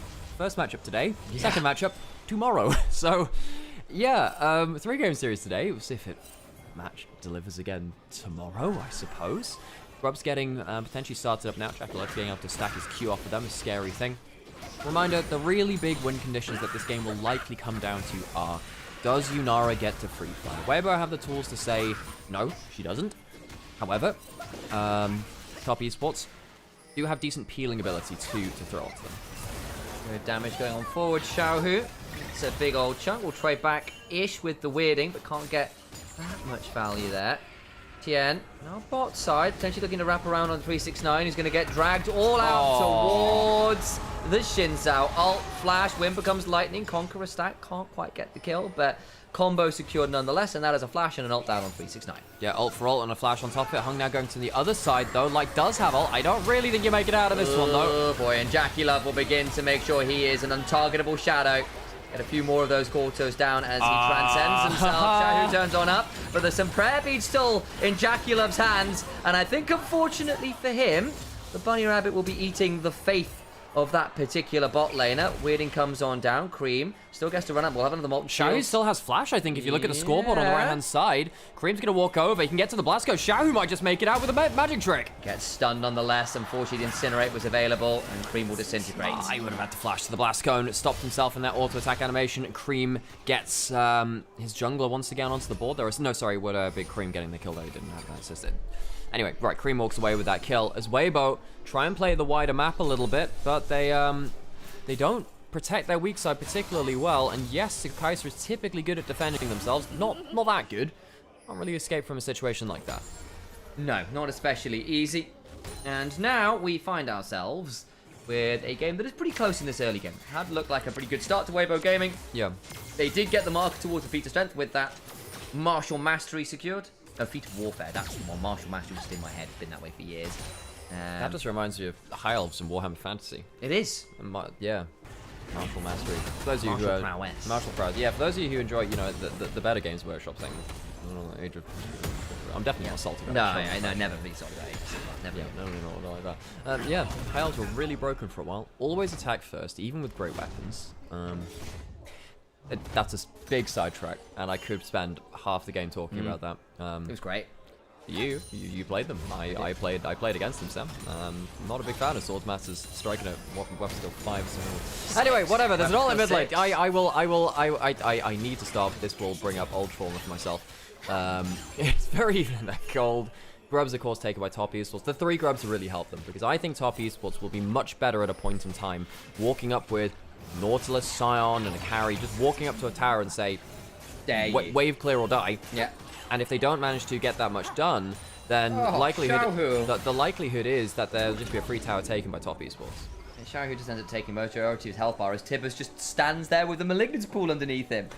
I think the thing is, Xiaohu is likely looking for a recall anyway on that wave. It's like, look, I'm not going to die to the Tibbers burn. It's actually not that much burn anymore from the Tibbers itself. It's one of the things that was nerfed at the cost. That was the cost to having a better basic combo and power out of the ult burn going towards the passive magic percent magic penetration on level of ult. Kind of gave her the Rise treatment where you get more damage for your basic kit when you level up your ult. Same with Pantheon, he gets that, and Bessa. We were talking about this a little bit the other day. It's a good way to kind of balance out powerful ultimates. I'm pulled out of his W. Oh dear, Chris goes down. He's had a pretty poor time of things in Weibo on this split, and Top Esports, remember, they had him for the rest of this year. Hack splash over the wall. Hung, he was the player that was on Weibo, and my dude, that is your X80 carry, and perhaps Hung is getting better of the divorce here. Yeah, we're looking at 2 different married couples looking at each other, and right now Top Esports feeling fairly happy about their early game. But a Cole cashing in for light in about 3 waves. There is that. Cream looking for a bit of a stun. Xiaohu across the veil, weirding after, looking to turn around. Kanavi now in danger, but will turn down the Cyclone. In comes Chris trying to find an angle, he's respawned, but Jackie's waiting. Throws down that Arc of Ruin, looking for some more slows, some more autos. Chris heals to get Xiaohu out to safety. This was a fight that Weibo chose, and Tien dies before he can get the Crescent Guard off. There was none of that kind of Thunderdome setup with the invulnerability from outside of it. Tien, big mistake diving in without the ability to protect himself. Chris will escape from that hook this time. The Top East was getting the better of these early skirmishes now. Weibo perhaps some good ganks earlier to get them some kills on the board, but now they're down 3 grubs. They haven't managed to stack dragons, and my worry is with the Kai'Sa falling behind and the Aurora not at a point of power yet either, Weibo's dive combo, which is critical to their team fighting success, might just be gone. Xiaohu again forced to reset. Cream very aggressively using his ult to just keep Xiaohu out of lane, not roaming, not making plays.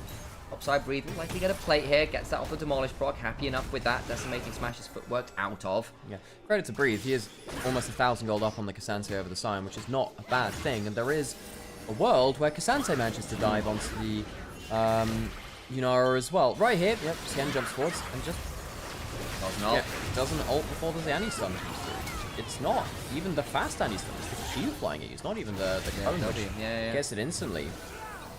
That's just not pressing her up at the right time. A mistake there from Tien costs his team big. I worry a little bit as well if JackeyLove starts to get to an imperious point of power, that you are, on the whole, quite a short-range comp, and therefore you're never going to be at that position where Yunara's not going to be able to auto. Yes, you can dive her, yes, you can threaten her, but that also means that your dive needs to be threatening, otherwise you're just in her active range. It's at that point, it's that's just a, I don't know, a Just Eat driver flying into the backline. Yeah, you're diving into a concrete floor. Yes, like... Oh my god. Could you imagine, like, could you imagine Aurora having, like, a food skin where, like, she kind of has, like, a moped that goes across the world when she pops out one side of it? Little Italian moped, Vesper type thing. Stun on for Chris. Herald alive. Poppy is what would really like to claim that to get their objectives. Stacks towards the feats of strength. Violence being threatened. Hook onto the side of Tien, who will this time get the Crescent Guard. All out comes on forward. Decimating Smash charged up. Means that Kanavi won't be threatened all that much. JackeyLove has transcended themselves. Begin to unleash some of that power. Sorry, they're not. They just have powered the Q. Spirit Cultivation, but against flash away. Now the ult is rolling, and the AoE is there. Jackie trying to get full back. Get him! Binding on Topo Strikes Part 3. And they'll pick up 2. Nice play from Weibo as Jackie oversteps his bounds. That was really well played from Weibo at the back end of that. They ended up not quite catching the Yunara at the start of the play, but then they waited out the ultimate, which is the point of power of the Yunara, and then they re-engaged after it was down, catching JackeyLove and also getting both summoners. This is the foible of Yunara. If you do get on top of that champion, she has precious little ability to protect herself compared to a Xayah or a Kai'Sa or the like. I fear I may have baited you slightly. Yeah. Because it was the Q active the first time around, and then they ulted and got caught out mid-ult. Okay. Yeah, because I did see the Q flying, and I didn't know whether the ult had that thing where like the indicator only shows after it's down. So let me just check here. So the initial play came through from yeah, the Empower Q's there. Hasn't activated the ult yet. So actually, yeah, okay, all right. That was no, just pops the ult here. Yeah, there's the ult. So yeah, I was baited a little bit there. So yeah, they just jump back in while the ult's rolling, and they just JackeyLove steps up 2 forwards. A clutch wind becomes lightning, tags them. Apologies on calling out when the ult was used, but then again, actually, I think that's even more telling. The fact that the Yunara can get caught out even with the ult being ran there is a big problem. We agree, and I would also say the fact that the Q active and the R active are quite similar looking is going to mean I'm going to do that semi-often until I learn this champion a bit better, I'm not going to lie. Yeah, what I'll pay attention to is when does the icon go dark on the HUD? So when that does, sometimes it's like, oh, when it's done, it will go off like a Zeri or something like that because it takes a little while. I'd imagine with the Zeri, actually, it goes immediately on cooldown because it has like a set duration where it doesn't have a reset to it. So, we find ourselves gold swung slightly in Weibo's favor, up about 1,000 gold, where Top Esports are up about 1,000 gold. Largely, I think, off some very good cues. Off Breathe in that last one. Dragon up in a minute. A nice big fight. First item in for the Aurora. A little bit behind Cream, of course, who's been more front foot playmaking for Top Esports. Xiaohu's been on the receiving end of a couple of plays instead. Lights with the did we just talk about the cull being cocked? No, I hadn't. Okay. No. So the cull's been cashed in, so that's obviously important. Means that gets them ahead in terms of that gold too. Got some kill participation in that last fight. And is close towards their second item. If, you know, if Light gets going on the Kai'Sa, that's really good dive. We were talking about, oh, Yunara can out DPS the Sivir in 1v1. Very few AD carries deal with a Kai'Sa who's doing well in a game, diving onto you with the ult shield and everything else. It's very hard to win that DPS trade because Kai'Sa's immediate burst is very high. She's got the shield as well. You tend to get through to a second proc of passive. Like, it's just not a fun combo to try and play against. There's some questions to chat about the purpose of that mid-last fight, and people saying, well, you know, what they're fighting for. Technically, it's positioning over the Herald. And I think that Top Esports realized, okay, we want to be using some DPS to cut down some HP bars, meaning that you can't dive onto it. Top Esports felt stronger in that last play. Herald's going to charge in towards mid lane. think it's close to killing in one. It's very close. My days, you weren't wrong. Yeah, that is 79 HP. Even with that's the kind of 10 thing off with the it. big time. I don't even know what that is. Minus 10 from Oh, 79, Alex. No, I It's a don't. really nice number. Okay, I know that, Sam. I just didn't realize it was the big time. I didn't know that was. So that that's was a the Pink name. Panther movie reference. That's When we right, talk Sam. about 006 as our one off the big time. Oh, okay, that makes sense. Dragon is now spawned. That's far more important. That is the big time. That's the real big time. That is the big time. Maybe the big time, the real big time was the friends who and the dragons we took along the way. No, it's only victory. That's the only big time. Toppy's was really trying to hold this choke point. This is the most important part of the river, and I feel like blue side has been doing way better at controlling these choke points around objectives whenever I've been watching it. That choke point there, and just on the kind of the mirrored other one between the Baron Pit and the mid lane wall as well. Those choke points are the ones which really win you fights. Walking through them is really hellish. Again, we'll close and control this ward here. Control ward. This is why mid prio is important. It means you can bypass those choke points and you control the enemy one. Now Weibo control the choke point. This is why mid lane prio is important. Again, now spotted. Dragon is split one apiece. If Weibo get this dragon, they get feats of strength. 369 looking for an ult angle down the river potentially. Unstoppable onslaught available. Hung, Cream. Also with their full arsenal of kits available. And Turbo Strikes part 3 wide. That means Breathe needs to be a bit wary because he doesn't have his CC anymore. Knocked up, not quite down. Light into the backside, but he's immediately exhausted. His Jaculum, Arc of Ruin, jumping onto the Kai'Sa. Tries to cleanse, no avail. Kanavi just about alive. Goes all out as Breathe. But will it change all that much in the grand scheme of the fight? Because all the while, Crisp and Xiaohu are running for the hills. Cream with a lot of damage will flash on forwards and disintegrate Cassante, who cannot go all out any longer without his ankles, or to be honest, a functioning body. Weibo only sent one person to dive onto Jaculov. Light got the memo and everyone else backed off. Light still gets some good damage onto the Yunara, but this is not the combo which Weibo had picked for. Top esports get a bit of an easy one there, as Breathe made a mistake at the start of it. He didn't charge his W through the CC, and the tankiness of Cassante is all in that Pathmaker. We'll watch this again through the replay. He uses that E for the shield, but his W's not there. And he takes almost all of his HP bar before he even gets to use his W, which is a huge part of your tank. He uses it now, it's not that useful. And then Light is left alone to dive on the backline of Jaculov. Big mistake from Breathe, big mistake from the rest of Weibo to not follow Light on that dive, or maybe Light choosing the timing to dive there too. It's one or the other, but this is not a good team fight for Weibo, and I feel like Top East will get away with a bit of a freebie here. And despite getting exhausted, Jaculov had a barrier, had the Molten Shield as well, so actually ended up with a lot of HP to work with, courtesy of the extra summoners. And Light tried, it was good work, but it just wasn't enough to bring down the Yunara, and if that keeps happening, we're in a tricky position. Slight win rate advantage right now to Top Esports from the current game state. Yeah, that's on the statistical analysis, of course, but I really struggle to see that with these kind of teams. Tien pops that Crescent Guard.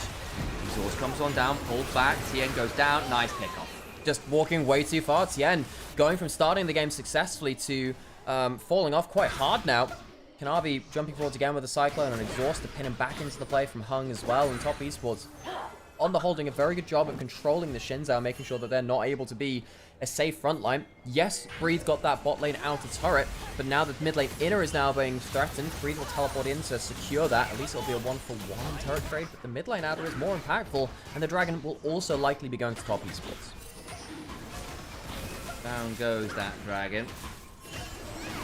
Unlikely to be picked up by the side of Weibo. No contest coming. You can see, in fact, the things are all going towards his top side. Atakan is there, 369. About a third HP, but he does need to back off that. And with the first turret and that Dragon, Top Esports will get themselves the feats of strength with that Dragon. Atakan started. Top Esports should know this is happening. There's a teleport coming from Cream. They'll teleport in now. The top lane is pushing. How quick is this going to go down? It's going to not be quick enough to avoid a smite fight. Double TP from the solo lanes coming on in. It is the smite fight of one by Kanavi. Tien goes down, is disintegrated. Jaculov now looking for a potential angle Arc of Ruin over the wall as they have transcended themselves. Breathe goes all out. But Jackie free powers unleashes the prayer beads and they will whack the heads of everyone on Weibo Gaming. Triple kill to Jaculov as he finds the flank. Weibo make one too many mistakes, and then things start to spiral. The play in the mid lane going wrong. The play around the Dragon before that really starting things off, ending in an Atakan, which looked a little bit frustrated from Weibo. Just thought, well, we've got to do something. Now suddenly you're staring down 2.5k advantage from Jaculov, 2k advantage in mid lane for Cream, and a 1.5k advantage to Kanavi in the jungle as well. Weibo, their decision making has been really put under the microscope in the last few minutes. Right here, I somewhat get the desperation. But even then, Chris trying to jump onto Kanavi, I don't think that's the play. I think you have to jump on Jaculov instead. I know you're trying to win that smite fight, but it's just really, really difficult to even get out after that. Even if they'd gotten the Atacant, I don't think this changes the fight afterwards. Nothing is put onto Jaculov. If the Yunara is untouched, Yunara wins games. Had the Unleash, had Krakens there, had Hurricane. Just gets to auto everyone with the flanking Yunara. Yeah. Yunara definitely reminds me of that kind of like Zeri archetype of when Zeri was close to release, where you think, if you don't shut down the Zeri will kill you. It's a very similar kind of thing here. I do think that Yunara can struggle to gap close in the same way. I think that, there's no wall ride, right? But let's be honest, release Zeri was unheard of levels of broken. I'm not going to compare release Yunara quite to that. While she is strong, very few things are as strong as that. There are also things you can do to punish her a bit more freely, agreed. Yeah, the fact that this first pick Yunara is working out the way that it is very telling of how strong the champion is right now. I'm not going to lie, I think Weibo have the tools to deal with it. I will say, I think a lot of this is on play rather than the strategy, but still, you can see what happens when you make the mistake and allow the Yunara to DPS. Fights are over. Now she's gotten to the 3 items. Again, the issue with this build normally for a Yunara is you don't actually have any sustain. Not really. And so actually, if you do get chunked, the chunk stays. Very hard to get that lifesteal inbuilt, and you don't have any from your kit particularly.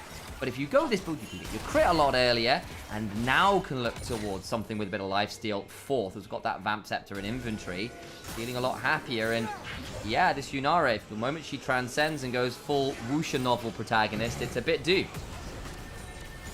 In the mid lane now, Weibo behind a ton of gold, and suppose Yunara hasn't got any tank here. If you manage to full CC them, it's a world, but it's at that point you're kind of preying on very specific niches. Poppy's what's pushing up mid lane again, and we've really talked about why pushing mid lane really important feels like around current objective kind of choke points and the like. Shanghai jumping forward. The young mistress of the top esports set will survive that engage. Tries to transcend themselves, but I just don't know what they can do. I take it back. I take it all back. The untouchable Shadow gets Jackie out to safety as he just stands and delivers. Xiaohu misses his ultimate onto the Yunara, and that damage would have made the difference. Jaculov takes the mistake and runs Weibo through with it. A fantastic Yunara game on the defensive and the offensive from Jaculov. They'll run down mid lane and take the inhibitor turret. Oh, it's beautiful, beautiful things to witness. Yunara just surviving that one and outplays under the turret, murders them all, even Cassante at the very last. Not enough attack, and that's Barrett, and realistically, top esports game. Top esports, if they weren't far ahead before, they very much are now. And Weibo, it's another ill-fated dive. And again, I can't help but feel like it was a dive that could have worked out. This is not a Yunara with a ton of defensive stats or something like that. Remember when Callisto used to build, or still build, Terminus and Jackshow and becomes unkillable. So that's like that. Xiaohu jumps forwards and misses his ult. He's waiting for the CC chain from Shinzao, which is broken by top esports, and he angles his ult in the wrong way. You have to just dunk it straight on Yunara. That would have been enough to kill, and then they have to go under turret, and that turret does the rest of the damage. Everyone goes one by one, as the dives this game from Weibo have simply not been good enough. Daki puts out 4K, mostly into the face of Light and Crisp, and they don't make it happen. He'd gone and converted that Vamp Scepter into a Mercurial Scimitar. For the cleanse again, has gone for the barrier this game, so doesn't have the cleanse elsewhere. Medjai's also built up by Cream, worth noting, who's got an arm guard, so it's not even just the Yunara you have to be afraid of, it's Annie at this point as well, also hitting pretty damn hard for a number of the squishy members. Well, I mean, Annie does have a 3k lead by herself, Yeah. And that's one of the difficult things about this sort of game now, is that, in another game where the Annie was even, if you killed the Yunara, there's no damage left, really. Well, I mean, obviously there's some, but I'm using a significant percentage. I'm using hyperbole to make a point. But basically, if the Yunara dies, you'd hope that you'd be able to run around with a damage differential afterwards. Because everyone's so far ahead, if you have to hyper dive onto the Yunara, you will still die to the Wukong and the Annie. Is there a teleport coming in? Yeah, there is. Breathe looks for a flank. Jaculov doesn't have summoners, but again, it's just not coordinated enough. Weibo can't find the angle of the engage, and Breathe has to call off the play. Towards the tier 3 we look. Cannon minions empowered by the Baron minion. Cream and Hung step forward. Hook lands on a Tien who has to Crescent Guard early. Kanavi says, cool, I can just Cyclone you anyway, and wins the fight. The backline though, they try to go on in. Still not doing enough damage as Breathe is breathing a little bit too shallowly this time. Kanavi survives. Light tries to ult on him with a Killer Instinct. but the only thing his instincts are telling him is to flee. Flee into an early grave. Xiaohu survives, but that bunny rabbit is the one thing standing between top esports and a Game 1 victory, and I don't think Aurora has enough to stop the onslaught. Jakilov plays his first game on the new champion and makes it look damn good. Weibo's dives were not clean enough. Mixed form so far in this split. Yes, top esports largely very successful, but some shaking moments in the foundation. Let's hear those gyros.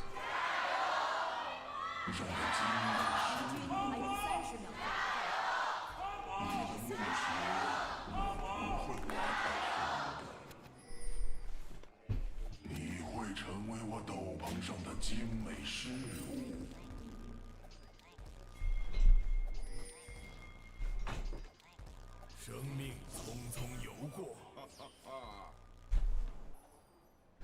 你的墓穴我不会挖太深。哪儿跑？ 全军出 Just had to 击。 move some stuff about in the room.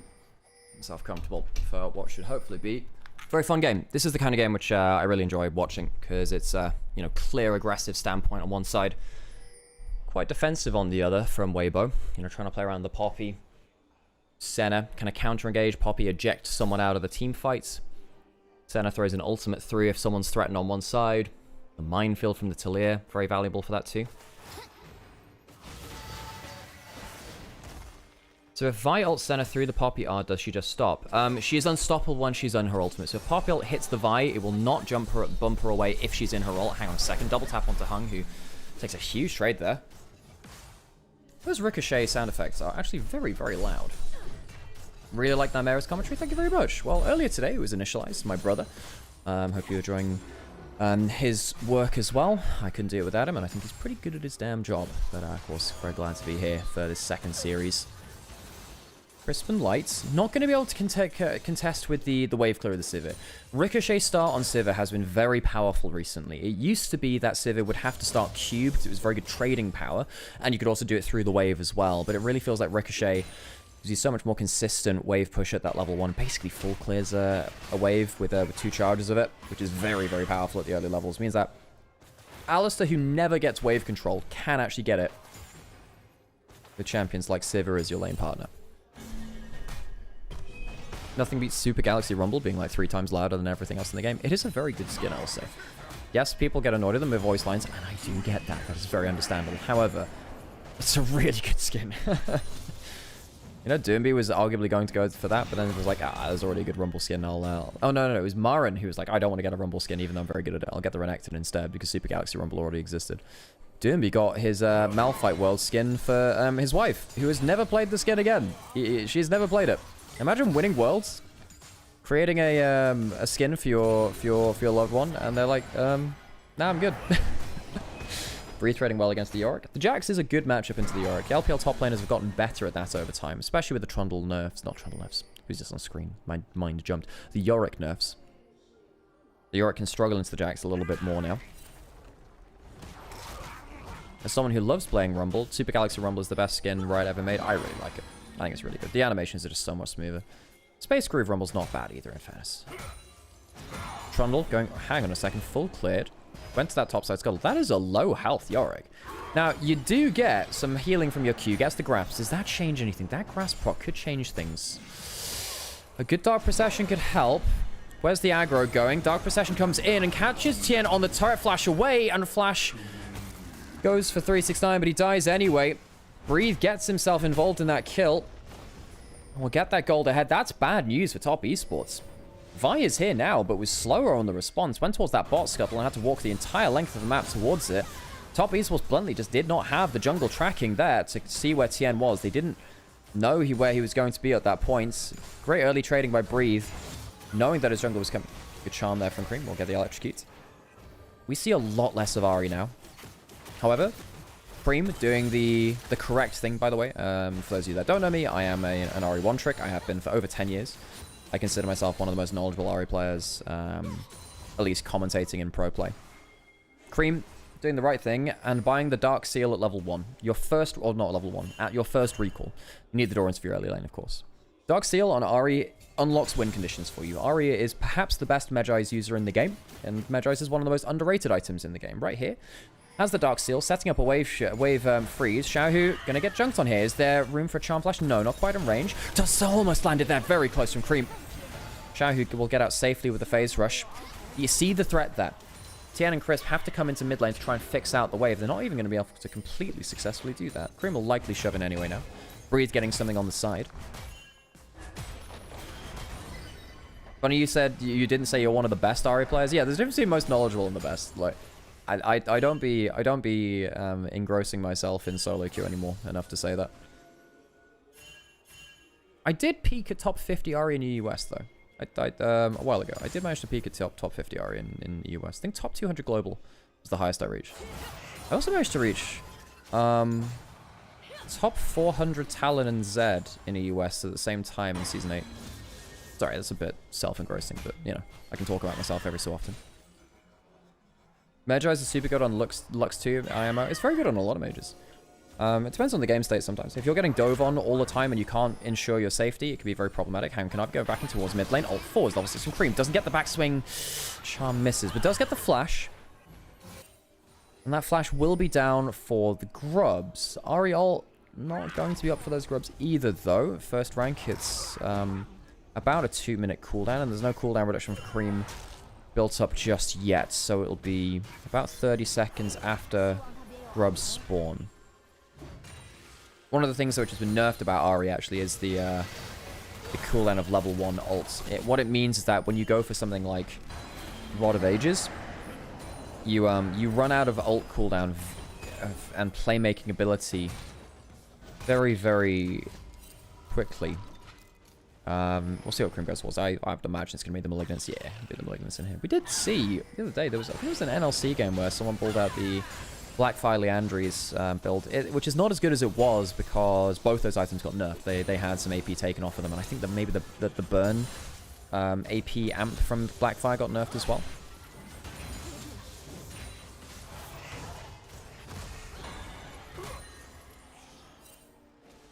Those kind of itemization things can be quite important. What was the other thing we were talking about? We talked about Yone builds quite a lot recently. Pro players are not always quick to change their builds. In fact, they are very slow to change their build, almost always. There are some people who do research their builds quite a lot. I think Leave, AD carry for NIP, he's very good at iterating his builds for stuff like Yunara. For instance, he was the guy that built that would be very strange. The Blade before other people were doing so. And he was playing stuff like the Essence Reaver Shadow Flame Kai'Sa build as well. There are a couple of players which innovate a bit more. Cream doesn't have his ult just yet. Would like to hold on to his flash. If he pushes up here, Pillar might force flash. That could be a problem. Charm still available. We'll flash the combo. Yeah, Cream pushing up too far there. Realize, you know, Vi's over the wall. I can push up safely. Not able to do so. That being said, flash down on Cream is less important than flash down on Xiaohu because Xiaohu is against a Vi and an Ahri which are going to be flying at him. Grub started. Ahri ult coming up now. So that is available. Clear ult is 2. Tian and Rivet has that level 6 one. Will chomp away that first one. Do they fight for a second? I guess so. He doesn't have smite. Light over the wall. Oh, that's a flash wall stun. Chris gets something into the first plane. Kanavi goes down. He can't ult through that because he's already been CC'd. Cream pulls his ult through, but Tian, I think he's already done the damage. Hung getting damage down too. And Senna starts to carry the fight. Awesome engage from Tien and Chris. The pillar goes up. The wall slam comes through. Weibo not only take 2 kills, they will take 3 grubs. And where Weibo couldn't play their aggressive combo effectively in the last game against the Yunara, they certainly can do the much more difficult to play Trundle Poppy around the grubs. That was a great Poppy play. That is the kind of play which you want to see out of this kind of combo, you know? That's so quick. Also comes out of the center E as well. There's no way you react to that. There's no way you react to it. The difficulty of playing against Poppy at red side grubs. So many walls for Poppy to stun you against. Powerful. Powerful, powerful stuff. And there's a very loud maiden on the other side. Another wall stun coming through from Crisp. We were saying, well, you know, Crisp losing the divorce against Top Esports. It was Crisp and Hung who changed teams between Weibo and Top Esports at the start of this split. Recall stopped by Hung here. This matchup meaning a lot to both supports, of course, not finding the success that they wanted in that last split. I thought Hung's career would be over with how badly he was playing. Crisp using that heroic charge to avoid a charm. Cream teleported down to support the push. Replace 369 in this lane. 369 will recall. Teleport back out onto the map. Dragon started by top esports. Senna in an early fight going well. All with the full build Poppy. Exactly, full build Poppy. For those of you who are not privy to this Nymaera meme, or a Nymaeraism, full build Poppy is something I like to say about Poppy as soon as she hits level 3. Because Poppy, when she hits level 3, particularly in jungle where she has a red buff, is full build. I mean, champion has everything she needs. She'll wall stun, she'll skirmish early. It's not a meme. No, it's not. No, the thing is, the power of the meme is actually very good for delivering important analysis about games sometimes. Yeah, full build Poppy is quite important in that. Tien's going to be spotted heading up towards top side. We'll clear out that vision. And funnily enough, it was Weibo that inspired that meme for me. It was, oh, was it Weiwei? No, it would have been, yeah, it would have been Weiwei on Weibo in 2023. He was the guy that really inspired me to think about full build Poppy, because at that point, he was the Gremlin jungler. He was, by the way, Weiwei, a great Trundle player too, speaking of that matter. He's not currently in the LPL though. He was on LNG, struggling. Damn, that's a lot of damage on 369. Haven't even needed to use the Trundle ult just yet. Potential dive coming through. Xiaohu's coming up. Can corral him into the wall with the Weaver's Wall, that ultimate. Choosing not to do so right now. Jackaliv walking up. Flashback, flick back onto Kanavi. Not doing that much. The Wallstone is not comboed up with anything. They're still under turret. Tien flashes away. Jackaliv pops the ult. No real fight coming through just yet. Weibo, I would have thought they had found the engage. Poppy ult will eject the Vi. Does that change anything? I don't know if it does. 369 flashes over the wall, and Weibo yet to find a clean engage. Kanavi can come back into the play. Remember, he has Q, he has Flash. The flick back misses onto Jackaliv, where the Wallstone is flashed away from. Jackaliv, good hands. Kill to top esports. Ult under tower, and the tower will do the job. The center ult will not claim a kill onto 369. It will be a 2-for-1 in favor of top esports under the top tower, as Weibo can't find the clean engage. While all this is happening, Cream is pushing the bot lane tower, and top esports not only win on the top side of the map, they win on the bottom side of it too. Poorly executed by Weibo in a game which was looking good for them just before this. With 3 grubs, if Weibo had won that, it would have been an easy first tower on top side and a ton of gold from plates and the tower going down. Instead, Cream, with no grubs, will get himself a full turret, a ton of plates from bot side as well. I can't remember how many were on the turret, but Cream will get over 1,000 gold ahead of Xiaohu after taking down that turret. And I just can't help but feel the combo was poorly arranged. The flick back was not saved for the wall stun. Chris plops the ignite. Tien walks up to greed for a chomp on tower. The Popule hits the Vi, but nothing is used before no engage is found before the Vi gets back to the play. Good dark procession to stop Xiaohu from walking up and angling his Q. Chris Wallstone gets flashed away from. Very miscoordinated from Weibo.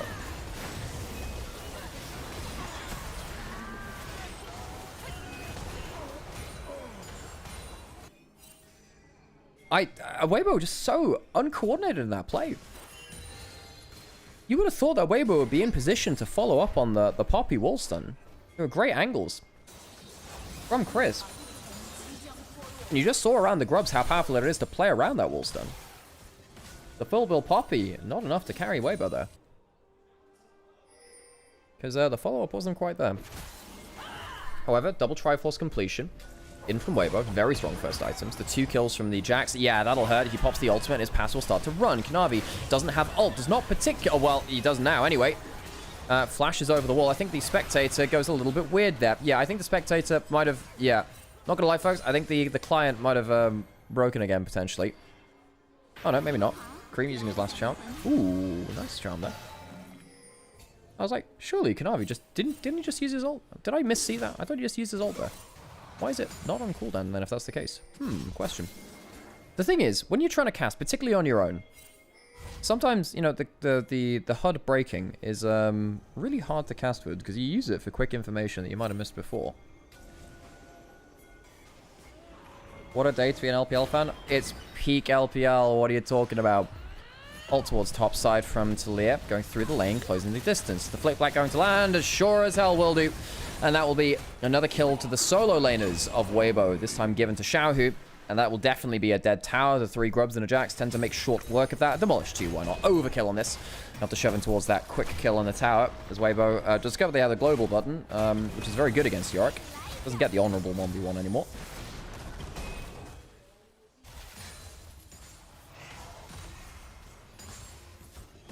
Herald alive. 369 alive in a few seconds, but realistically, does he want to teleport in towards this? I don't know if top esports are in position to do much about it, and indeed they won't do anything.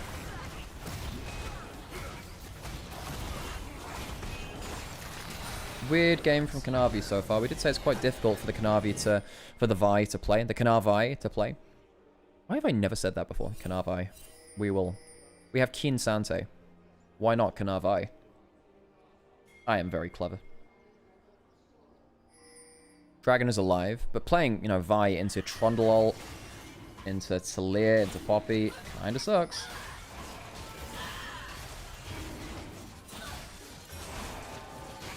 Dragon will be taken, so Herald for Dragon trade across the map. Haha, yes, you're so funny, you say in chat. Thank you, Mecha. Dragon goes down, top esports pushing mid lane. 1,000 gold ahead from Weibo. Kanavi will take the Raptors. Not wanting to walk into melee of the Trundle, especially with the Triforce completed and the maxed out Chomp. That shit hurts. It hurts bad.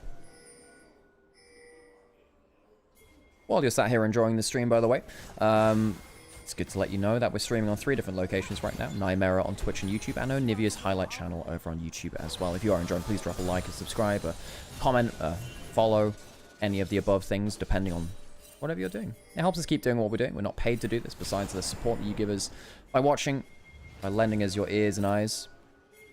We'll give them back at some point, promise. Cream, going to be spotted heading towards topside. The Ari, of course, good wave clear at this point in the game past level 9. Q maxed out. It does not spot people coming from over the wall here. That's potentially a wall stun from the Poppy Trundle.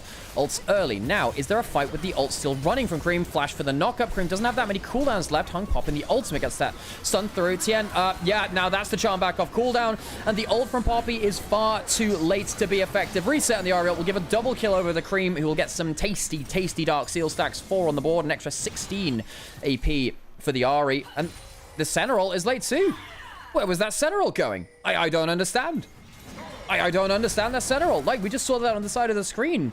The Poppy ult poor, the center ult even worse. Weibo, slow on the reactions. Perhaps it was a good initial pick onto Cream to get his ultimate, but the play after that, oh, very lackadaisical.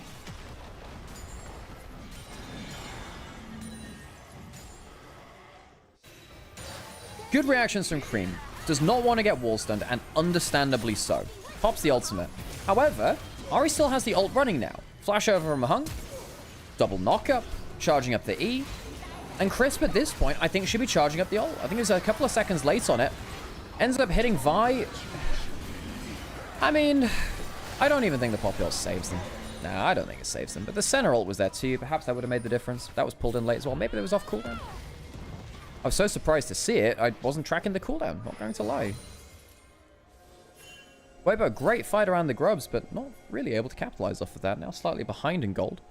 Bloodletter's in from Cream. Not sure I agree with that. Yes, it does proc off the Malignance Burn, and it's not a bad item by any means. I still think Ari synergizes with that well. I'm not a big fan of it. Much prefer the other pen items. Hung forced to ult because the flick back came through. Headbutt away on the Herald. It won't change anything. It'll still charge it. I was wondering if there's any kind of difference that would have made that. No, not really.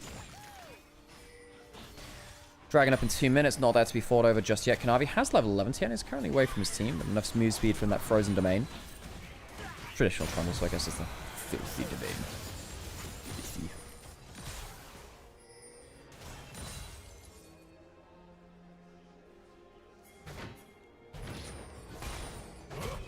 You know one thing which I find funny? Senna was released as a Legends of Runeterra card before in-game. So, there were like 2 different versions of Senna in terms of... oh, hang on a second. Flick back. Immuned by Jackulov, who used that spell shield well. Not going to be able to protect the turret, though. Remember, 3 grubs and hell, Trundle kills turrets quickly. The way that they used to balance Trundle in the past was just, if he was too strong, stop that Chomp working on towers. If he was too weak, put it back on. 369, damage onto him with that quick trade from Breed. Sometimes you see that. Will he be able to teleport out? Nope. No, he will not. A Pillar of Filth will see to that, and 369 goes down for his 3rd death of the game. The Yorick falling behind over 1,000 gold, and 369, a mixed results across this split on split pushing carries. He's had some games on Gwen where there was a game on Gwen where he was very good early, very poor late.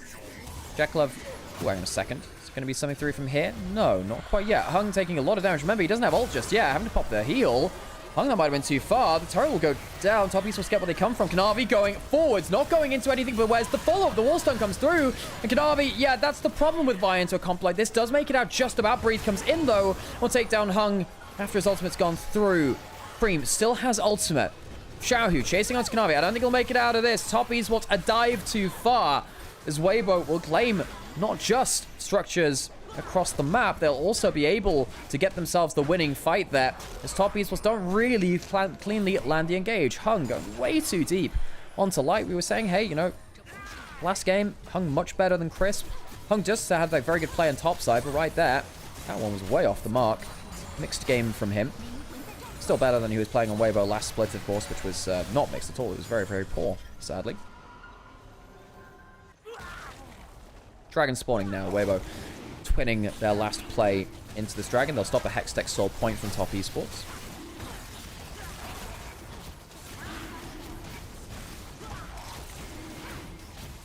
Dragon will go down quickly. Trundle, when he gets ahead like this, is very good at killing things like that. Not the best AoE damage. This is why Trundle always used to build Tiamat. Because, well, on top lane would give him wave control, but even in jungle it would help him clear through AoE camps. One of the big problems before in the past was if you didn't have AoE clear damage, you were really bad at clearing things quickly, like, you know, Krugs or Raptors. Light do a great... Oh, great flash away as well. Light played this fight very well. That being said, I think that Hung went way too deep. Perhaps if Cream was a few steps closer, you could combo with him. A few steps closer to the edge. And I'm about to break.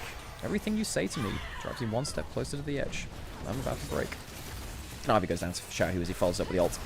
Clean Q accuracy from Xiaohu. Good player this Slayer on the whole. 3-0-3. Having a good game so far. Yes, behind 1,000 gold, but that's largely because Cream got a ton of tower plays beforehand. And Xiaohu's been very much on the weak side of the map. The way that Weibo plays side lanes is typically, and this has happened over the last couple of years a couple of times, it's not always hard and fast. They are a variable team. They're one of our more variable teams.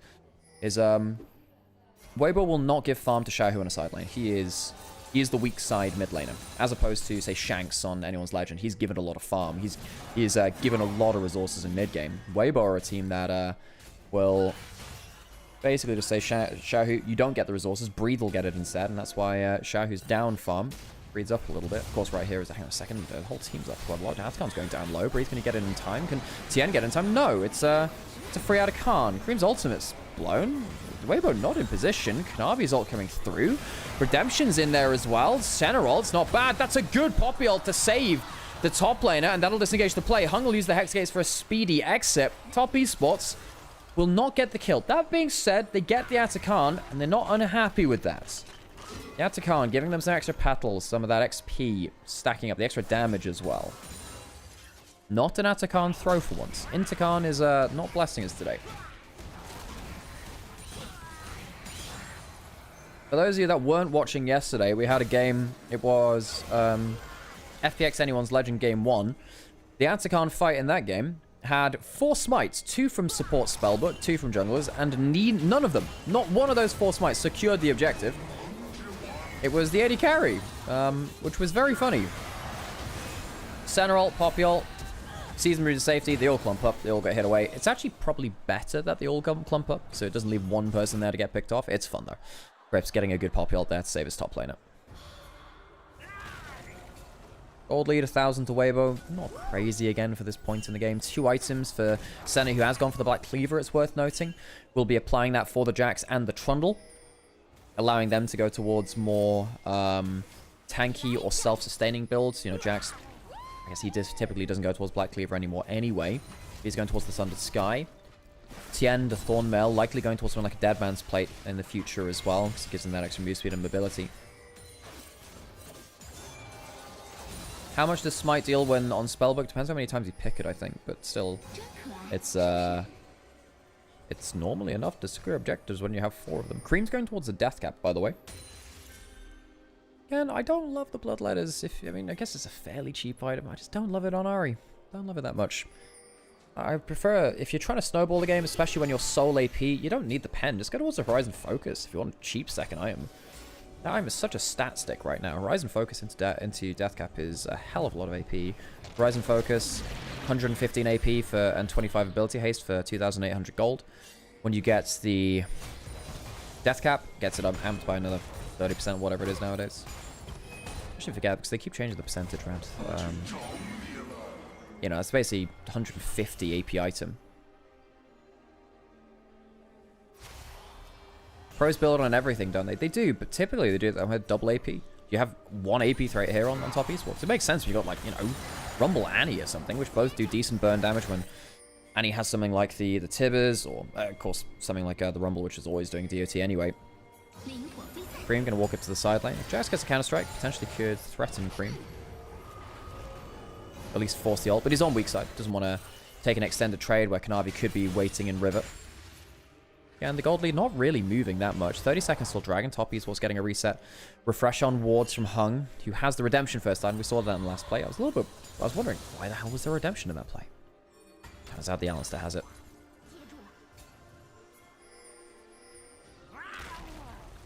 Any other important itemization? No third item for AD carries just yet, which breaks the game in a lot of ways. Infinity Edge on the way for Jackalov, same for Lights. Light at 62 souls. It's pretty low, not gonna lie. 20 minutes, 50-ish is what you'd normally expect.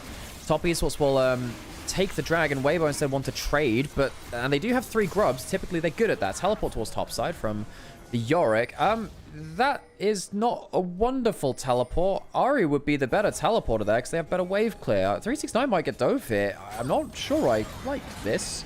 Walking up, counter-strike. Not going to stun, but it does zone off the wave clear. 369 teleports in, gets caught by the shove back. The tower's died.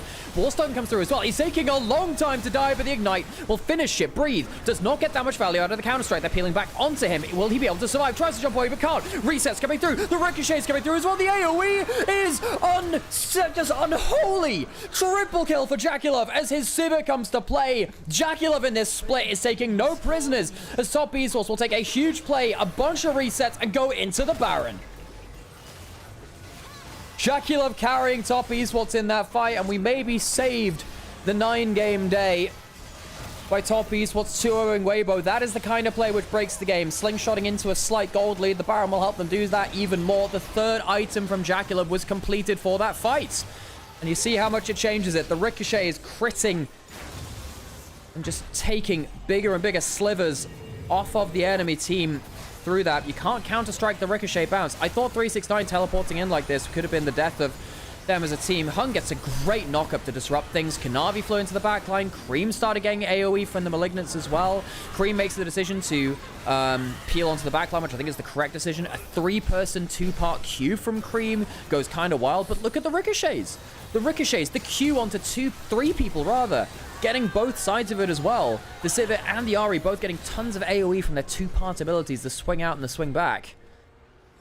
Medjai's built up now alongside that death cap for the Ahri. Top esports carries have just exploded into life. Chunk onto Breathe. More than a chunk. That's going to be full death, probably. Goes away. Has the flash. Trying to get towards the blast going. I don't think it will save you, and indeed it won't. The ults from Cream and Kanavi committed, but Breathe blows the flash and dies, and the 1,000 gold lead on the Jax will not be able to be used by Wobo now. Top esports on Soul Point have Baron. Dragon spawning in 3 minutes. Will be after the Baron buff has ended, but you see the strategic advantage they have now in this game. Weibo, much like that last game, had the tools to play around the Vi dive, play around, you know, their point of power earlier in the game around that Poppy as well. They've not been executing well. Ult into the mid lane from Xiaohu. Jumping towards Jackalov. And Jackalov just stands and fights. The flick back spell shielded, and Jackalov solos out the Xiaohu Talia. Flashing away is Weibo's backline. Tower will go down. Xiaohu, I suppose, an admirable attempt, but all it will do is net you an early Grave Charm. Missing. Cream getting some damage from the ultimate down. Has a ton of AP on the Ahri right now, and the Bloodletters has gotten some value. Has one last dash forwards. Might go towards something. Maybe afraid of Crisp getting a wallstone onto a pillar. Flash forward from Hung, and the teleport. The flash will come through afterwards. A dead Trundle. Dark Procession will not lock anyone against that tower, but Top esports will roll forwards. Will they look to end the game now? 40 seconds on Tien. Charm misses. After the reset gave Cream an extra ult charge. Dash stopped in. The Poppy not been able to do much of that. Kanavi will go down, but the towers are going down. Top esports focusing them. Breathe. Back alive. Gets a double stun, but there are no Nexus turrets left. They have to kill the enemy team. I don't think they'll be able to do so. A punt out is not enough to save the game as Top esports will 2-0 the series. of viewers.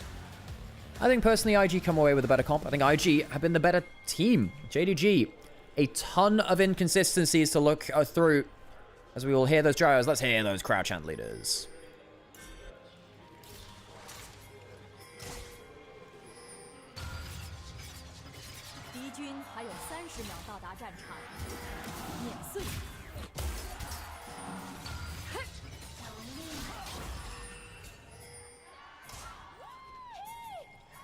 Now, that was the Jing Dong guy. He's just too far away from the mic. The crowd chant leader's a little too far away from the mic. It is going to be that poke Varus. The Comet through there. Hitting some good arrows at level 1, actually. They're scanning for a ward because he just hit a great arrow onto them. Think he was on vision. Oh, that's heartbreak. Varus hits at arrows. They think, well, we've got to be on a ward. He wasn't. He just hit them from out of vision. And then Mako ends up putting down the ward, so they've used their sweeper. They know that bush... Hang on. They know that bush is safe. The ball will go into that first brush. They know by process of elimination where they are. They know they're in that one bush. They'll be able to fire an arrow at them as they go for it. Wei will have full information. The level 1, I don't think is going very well for JDG right now. They'll walk into this tri-brush. Mako maybe going a bit far there, actually. I say that now the level 1's going much worse. Heal burn before anything gets too spicy. Arrow goes back onto Wink and the Comet comes through. So Varus actually does quite well there. We'll activate the Paris for the extra attack speed after killing a minion. Actually, it's a very powerful point for the Varus. Dodges the crash down using the shield. Pays stacking the Conqueror. Good E-start. The early power of the Corki is what this has been picked for. Shun doing a full boss side clear. I thought JDG had everything in their power to make a good play happen here.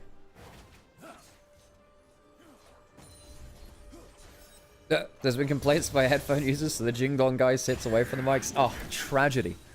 I know that's a meme, but tragedy. Wave crashing in. I mean, hang on. Shun's going to be level 3 for the dive down here, right? If he gets all 3 of these, level 3 put up. Level 1 on Gala and Mako. They should have known this would happen for the level 1. Flash forward. The knockup's not bad. And actually, Mako, with that knockup, will survive the dive. Level 3 to level 1. That's as good as it gets. Flash used by Wink. The summon is available for Shun and Pays, but perhaps Wink can get caught out. Wei has level 3 himself. Cooldown's coming back up for JDG. Wei will not commit to the fight. Instead, Gala and Mako will claim the CS they can. And JDG, they will get a full bot side clear.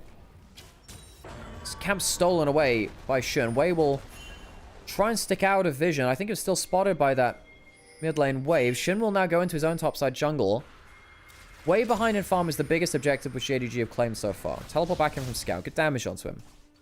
Raptors will be started here, but I think Slay will be able to come over. Red buff available for Shun. Wei smites away the big ones. Can he get the small ones? Empowered Q will take most of them. And the next one too. So Shun will still get the small raptors.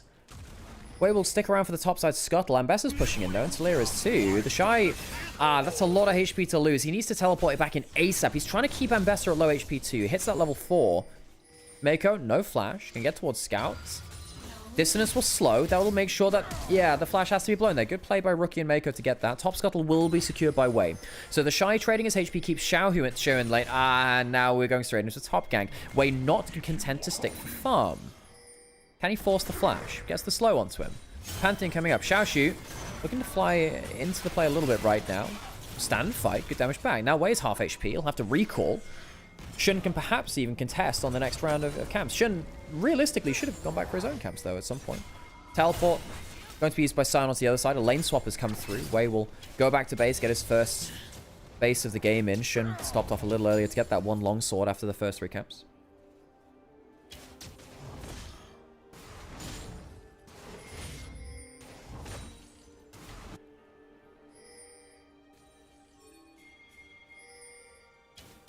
Wei going towards his respawn of Raptors. Shun has his full clear available to him. He should still be ahead in farm. I wonder whether Shun could have capitalized more on the farm lead. There were points there where it felt like solo lanes from JDG could have responded a little quicker, potentially defended that Raptor respawn, or Shun could have gone back towards his own camps. Wei has now been able to get enemy Raptor steal, double crabs. So actually, Shun not able to retain that farm lead as much. Yes, Shun did end up getting most of the small raptors. I suppose that, to call it 1.5 camps up, I suppose. Compared to where Wei was, right? He was down 3 from the full bot side loss. Respawn camps have now come through, though, and Wei will be able to get onto that. Mako charging up the E. And you get a Valkyrie damage onto Mako. Pei's doing great damage there, stacking the Conqueror. Of course, no flash from Mako. Forces the heal, no ignite from JDG to cut that. Scarlet getting good damage. Stacking up the W, the Blighted Quiver. Stacks are about to fall off. Good name for Wink anyway. The E, an impossible skill shot to miss on Varus. Just hit it onto Pei's. Howdy. You go enjoy yourself then, Sam. Everyone wish Sam some luck as he's getting some stuff printed off for his visa meeting. Thoughts and prayers and all that. But, yeah, bit of a stressful time for us out here, as we've been in Germany for the last few years. And, yeah. Anyway, enjoy yourself, Sam. First game between IG JDG. Top Esports cleaned up the series 2-0 against Weibo. And honestly, I feel like the execution of Weibo is just a little bit off. Not that. Compared to the top teams. And that's why I think Weibo is now a mid-table team, really. Agreed. I don't think they're a top-table team anymore. I thought there was a chance that... I held on to that a little bit, right? Because Weibo just always surprise you. Perhaps they'll surprise us again. Again, playoffs isn't here, and we know certain players on that roster turn up when they get there, but that will be a conversation another time. Another team that's kind of mid-table right now, though. Where's JDG at, right?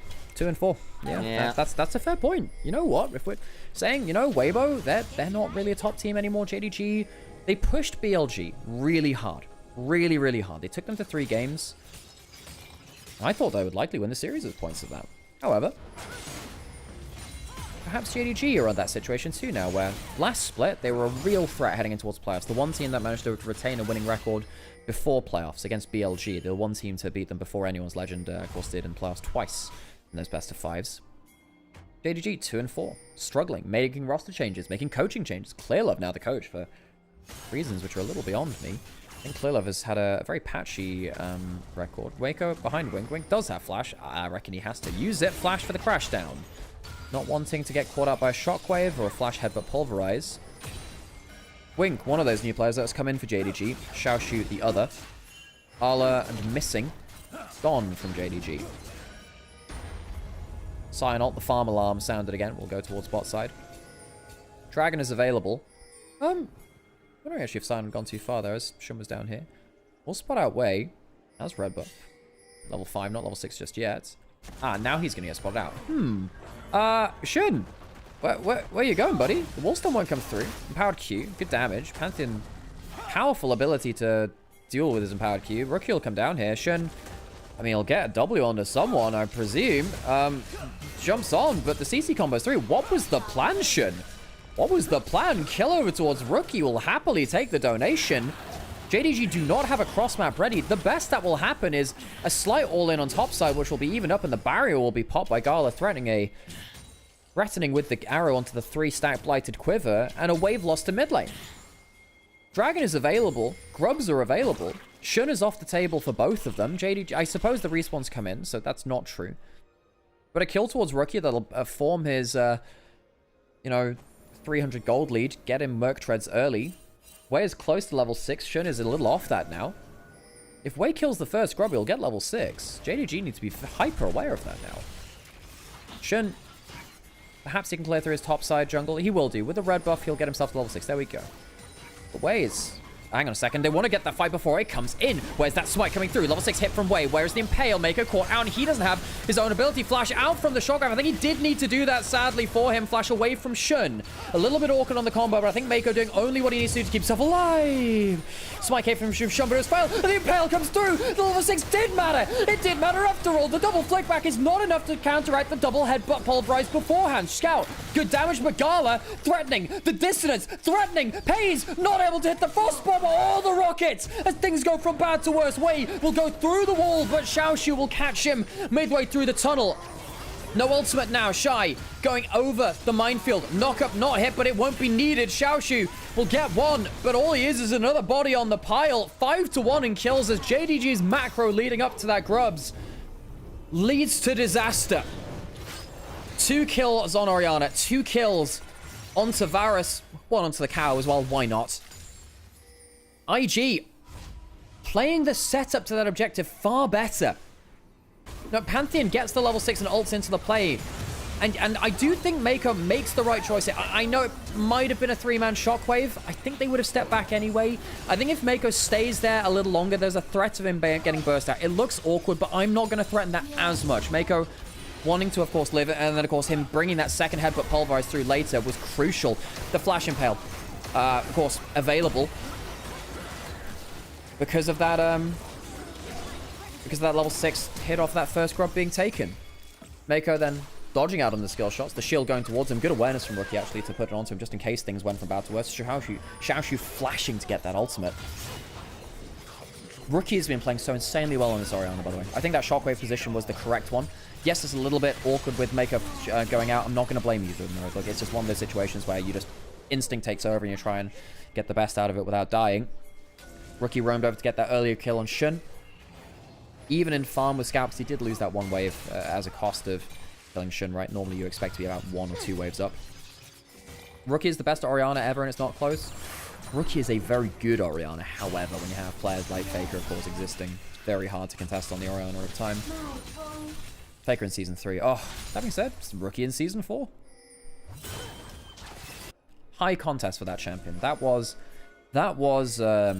the champion you showed your stuff on. That was your mage gameplay for so much of League's history. I felt like if you were going to be rated as a good mid laner, you had to have a good Orianna for a while. I think that has become a Zir over time. It has become a Zir. But yeah, no, I think Rookie's Orianna is one of the greatest to ever do it.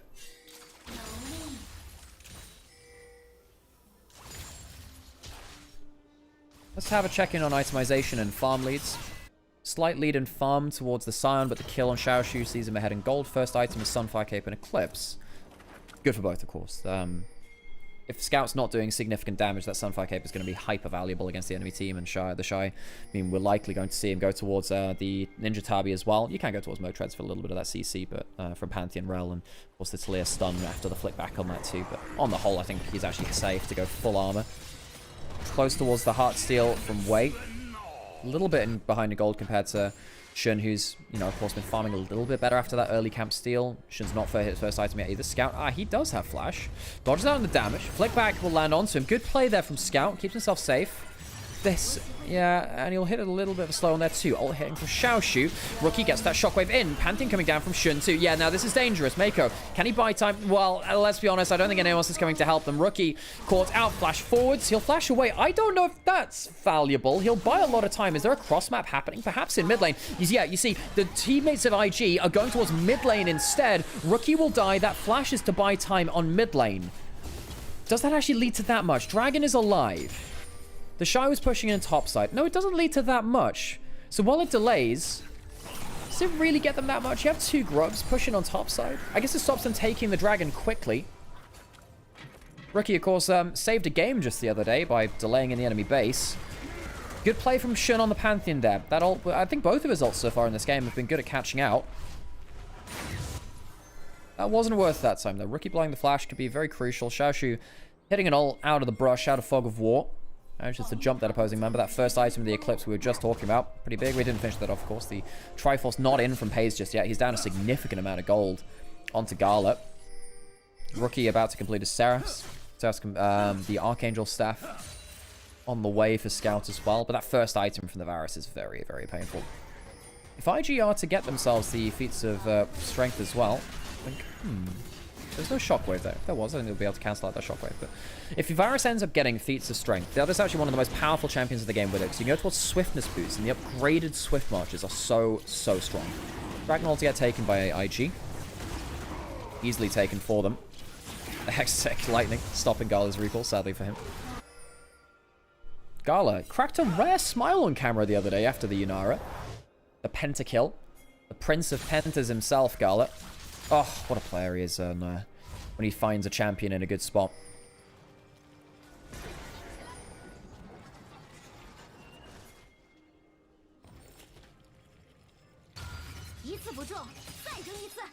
Part still completed by Skarner. We'll look to stack that up. I don't think JDG have the best way to deal with Skarner in this game, you know? Merc Treads built up by the Shy. We did wonder whether we would go towards those or the Ninja Tabi. But I suppose when you're against the Rel, the Talia stun, the Pantheon stun, makes a lot of sense, right? Yunara seems like a Gala champ. I would say it would be the perfect Uzi champ, right? Where you just protect the AD carrier. I think Gala prefers a little bit more self-peel. When you think about the Kai'Sa Xayah, right? I mean, not that Uzi was... Well, he was fantastic at them too, but I feel like the self-peeling AD carries are ones which Gala typically has a little bit more success on, comparatively. Herald started. Shy, level 11. Looking to clear out mid-wave, get in position for an ultimate. Xiaoshu, where's he? Going down from the bottom of the fight. Scout positioning for a wall. Rookie backing off. He doesn't have level 11 just yet. Would need just a tiny bit more XP. One more minion, basically. Herald restarted. IG have a range advantage. They want to play around multiple Varus arrow cooldowns if possible. Herald now getting tanked by JDG. Wei lost a lot of his health to the Herald, worth noting. The Shy takes no damage. Choke points was trying to be controlled by JDG, but they are outranged by the Varus. Good empowered Q takes some damage off of it. Can get some damage onto that Rel. Very powerful. Arrow hitting. Getting rid of the bone plating. Herald not finished. Leashed by each team. Not completed by either. Rookie has level 11. Ah, okay. There could be a Panther coming up here. Double Shockwave. Ulted to the wall. The Impale ready. Doesn't quite get him under turret. And should try to get the kill onto Rookie and cannot find it. His old teammate from IG22 sees him through. Unstoppable is the Shy and Scout. No flash. The Shy outplaying Scout on the other side of the play as an arrow through the back takes down Scout as well. Gala, well, he's an old teammates from LNG with Scout. So many cross rivalries between the two of these on display between IG and JDG. And their matchup this year has delivered an ult in Xiaoshu, my dude. That is dangerous. Tries to get forward, does get the flash out of Gala, and Xiaoshu still has his own flash available. Another knockup. The Shy, pretty much unkillable. Xiaoshu actually getting better at the end of that trade. Healing up okay there. Another arrow lands. Knockup not quite in there. Gala losing his flash, and while all this is happening, Wei went to act towards the Herald. It was technically on vision from that control ward. IG will gain themselves the objective. As we said, great many civil wars on display here. In the early game, going in the favor of IG, who have also, on the whole, won out against JDG this year. Started with a jump onto the flashless Rookie. But the Pantheon ult and the Taliyah ult go too close together. It gives the option for the double shockwave. The timing of this is superb. Superb timing as Wei comes into the play as well. Shun and Scout, neither of them able to get the play which they really wanted. The Shy goes immune through the Shattering Strike. Another great play from him as well. I cancel out on the crash down. The Shy and Rookie putting on a show. As folks today, looking throughout the entirety of this year, IG winning out against against JDG 5 times in a row. 1-0 in split 2 placements. 2-0 against them in the second best of 1. 2-1 them in split 2 the first time. 2-0 them the second time, and then this split the first time. 2-0 again. Undefeated against them in terms of series. Of course, a couple of them were best of 1s. They did drop a best of 1 here or there. But JDG really struggling to get one over. In fact, speaking of that, JDG only got a single game win against IG in this year so far. IG just have the head-to-head over them so well. Same with WE as well, actually. One of those other older fan bases. Say other. Not that JDG are one of the oldest ones. Not one of the classics. IG are one of the classics. They were around at the same time as RNG, IG, LGD as well, I suppose. JDG came up much later. However, in the recent history of LPL, JDG have been the most dominant organization since, I suppose, about 2020, right?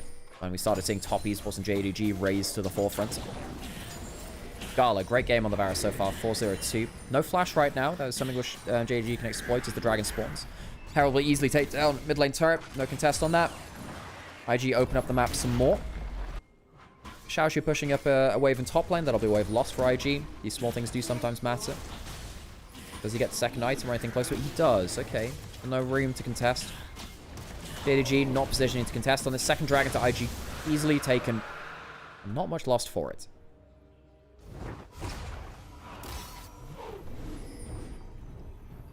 What is that Varus skin? It is Infernal Varus, but it is the green chroma. I personally... and I know Andrew doesn't like this skin. I personally am an Arctic Ops enjoyer. The auto attack sounds, all of the ability sounds are just so satisfying in Arctic Ops Varus. There is a flash on Wink. Not pulling the shockwave there as Rookie. Has completed his Seraphs now. Similar itemization to Scout, except he has a Dark Seal with 4 stacks on it. Merc Tread's slightly more expensive than the Ionians as well. I think the Merc Treads are a good value here, actually. Knowing that he's likely going to get jumped onto by Rel or the Pantheon W. And Rookie loves to be Battle Orianna. He's always used the Orianna ball like a Wrecking Ball.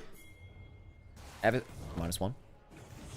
Ever since 2014, you know, he's always been that guy that would do that. Another minion denied by Xiaoshu. Wanted to get in range for the Sunfire Cape. Did the Shy. Xiaoshu not letting him. Still has a CS advantage though. The Shy playing well on the Sion so far. Deathless. Love the way he used that ult to go unstoppable through the not stretching strike. That's Zac. He hasn't been playing forever. The shattering strike. Yeah. Potential of Talia Pantheon going up again. Of course, such a broken combo. Talia Pantheon getting through draft has happened a couple of times. Use the Ignite to get access to the flashback. I see you, Mako. The dubstep Ignite. Oh, God. Is the game audio a bit delayed? What I will do is I will just quickly restart the media source. 1 second, folks. 1 second. We'll just do that very, very quickly. Do not panic. Do not panic. Do not panic. There we go. It's back. It's fine. Ult under the turret. Xiaoshu does have flash, does have ult. That might be a bit of a problem, though. We'll not see him out to safety. Is his flash enough? No, it's not. Doesn't use it. Goes down. Grand Backpack, thank you so much for the 5 gift sub as well. That'll be, I guess, put on the altar of Xiaoshu's funeral pyre. 1 and 2, this Ambassador was looking scary a little earlier into the game. Dies in the 1v2 in bot side. There's no cross map on the other. Where's the Pantheon Talia? Where is the Pantheon Talia? Top lane out of turret, easily taken by Rookie. Good damage from him. Wei gets himself a heart steal from stat bot side play as well. Rookie, very far ahead now. JDG must be using this dynamic double global composition to try and catch out players like Orianna, like they were earlier in the game. They've not been able to do that now for 5+ minutes. They tried to do it around the Herald a little bit, right, last time at Asking. JDG perhaps a little scared now that IG have got the defense in order.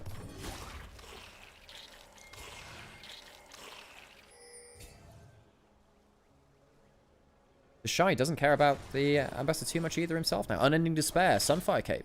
Good mixed resists. Good extended fight value with the burn and the heal from the Unending Despair. Good wave clear from it, of course, too. Sion, I think, has been the premier tank for most of the year. I think people have cottoned back onto Ornn a little bit later. But Sion was the first one that people picked up again. JDG top mid, ADC is good, just need a good support in jungle maybe. Well, I think Shun has been a top tier jungler at points within the LPL, and I think that Wink was better than missing, I think. Or at least he was, I don't know whether that's the case now. Apparently there have been some extra supports which have been contacted by JDG, and they might look towards a support change at some point. Jump out of the bush from Mako. Wait, going forwards. Does have the Impale, stunned out though, so we can't channel it right there. Atakan's still leashed. JDG, they can rearrange the fight with Pantheon Talia. Intercon is a known factor. This is still a very, very throwable fight. Gala is under half HP from tanking the goddamn Intercon. Where's Scout going? Going to the front to back. Flick back onto Wei. He's quite tanky, but it's still taken anyway. The Ambassador is missed in the play. Wei does go down. The Shockwave hits onto Wink. He won't have a great angle now to re-engage. Mako instead does manage to do that with the Pepper Pulverize. The Shy taking some damage. Rookie battle Orianna again. The bowling ball starts to hit. Double kill to Gala. Yes, the Shy goes down, but he has delayed. Flash forward, cleanse out, and Shun gets outplayed. A triple for Gala. The Prince of Pentas sees 2 in front of him. And perhaps he could do it again. Arrows available. Quadra kill to the Varus. One more skill will do it. Gala, the Prince of Pentas. One more skill shot. And a Penta kill to the Varus. And IG claim another. A smile from the Iceman, a rare sign from the AD carry. He's been happy here on IG as Varus pentakills his way through the Atakan. JDG look on in dismay as IG seal a huge victory here around the top side of the map. Gala does it again. 2 pentakills in a week, ladies and gentlemen, and people of all descriptions. Dragon started. I thought this fight was going to go very poorly wrong after Gala went under half HP, tanking the Atakan. But he's the poke Varus. The Ambassador ult. Oh, it's so close. He even stops the auto attack. Wei goes down, but, you know, a lot of cooldowns are going on to the front line. First arrow hits. No one's in range. Flick back misses. Rookie taking care of the ambassador without that ultimate. Knows he can just walk forwards and battle Oriada. Auto attacks do the job for the second. Has his cooldowns available. Has spell shield. Has cleanse. Shun jumps forward and goes straight into the spell shield. Mako helps with that extra CC, and there's nothing left in the tank. Everything went onto the front line. The Shy and Rookie both doing a great job to say, look, you are not getting towards this AD carry. Flash away, understanding that the Corki one more auto would kill it. And the wonder of Poke Varus, there is always another arrow. Pentakill to the Prince of Pentas. Andrew over here is a Varus aficionado. So, yeah. Yeah, catch out onto Wink. Okay, I'm not going to land that Varus ultimate onto him. How the hell do you deal with this Varus now? 3-item Varus, has a spell shield, has Ghostblade and the upgraded swiftness boots for move speed. I think that if Varus, particularly Poke Varus, ever gets the feats of strength and gets the upgraded swiftness boost, I just don't know how you catch this guy. I think it is worst case scenario in a lot of times where Varus just has a million move speed. Because realistically, you're kind of going to have to walk at him. He outranges you, and he out move speeds you. That sucks. Very, very difficult for the Varus to be caught out now. No, not that it's impossible. You do have the Pantheon Talia, but IG will just play around the Poke Varus. Typically, I'd say Pantheon Talia rather, especially with stuff like the Ambassador ult and the Rail engage too, is a pretty good answer to the Varus. But at this point in time where it's quite hard to blow the spell shield because you don't have, you know, easy spell shield stuff. Weirdly, Protobelt build is great at blowing that. Stuff like Akali, actually very good at just walking you, pressing that one key, backing off, looking in for the spell shield when it's down the next time. How do you deal with the Varus? How do you deal with it? Scout on top side. He shows himself. If anyone shows themselves, Mako will be here. 2-level advantage on that support difference, by the way. Mako not choosing to go for a combo, way on top side. Scout doesn't have himself a flash. That's a problem. He's been impaled. He is a shish kebab. And Scout will go down. We'll ignore the Varus ult missing through that. It's all good. He got a Penta. We will forgive him such slight misplays, which perhaps it is just beyond our eyes for what he was doing there. IG, know that, of course, the Baron is alive. They take down the mid laner. Do they go towards it? Perhaps they do. Perhaps they do. 2 wards outside the pit. JDG will spot that out, of course. They'll know that it's being started. The question is, what do you do about it? The Shy, frontlining. Rookie, holding down this frontline as well. Mako on a flank, goes in, punts Shun backwards. That could be the jungle quartz. Pulverize afterwards, has the E-stun. There is a knockup, and the Pantheon is not allowed to move. Wei will continue the fight. Pays trying to deal damage to the Shy, but he does nothing. He does absolutely nothing. Good day, sir. You lose. Corki at 0 and 3, 3,000 gold behind, left in the shadow of Gala. Thank you so much for the gift subs earlier, by the way. Trend Backpack and Zareth makes an awful lot of difference when we're streaming this. For those of you who are enjoying this, keep yourself seated. IG have blasted JDG almost every series this year. Some of them have been sneak, some of them have been dramatic. All have been entertaining to a fault. Gala will claim the Baron as well. What can't this AD carry do this game? The Shy is unkillable. The Shy is utterly unkillable. Pays can't do anything about him. Lord Dominus regards. I think it's too late. 2 armor items in. 1,427 extra HP from the Soul Furnace. Did they ever mention why IG decided to play Wei over JJ? I mean, presumably it's internal chemistry after a certain while, right? Get hydrated? I absolutely will, Vassy. I appreciate you a lot.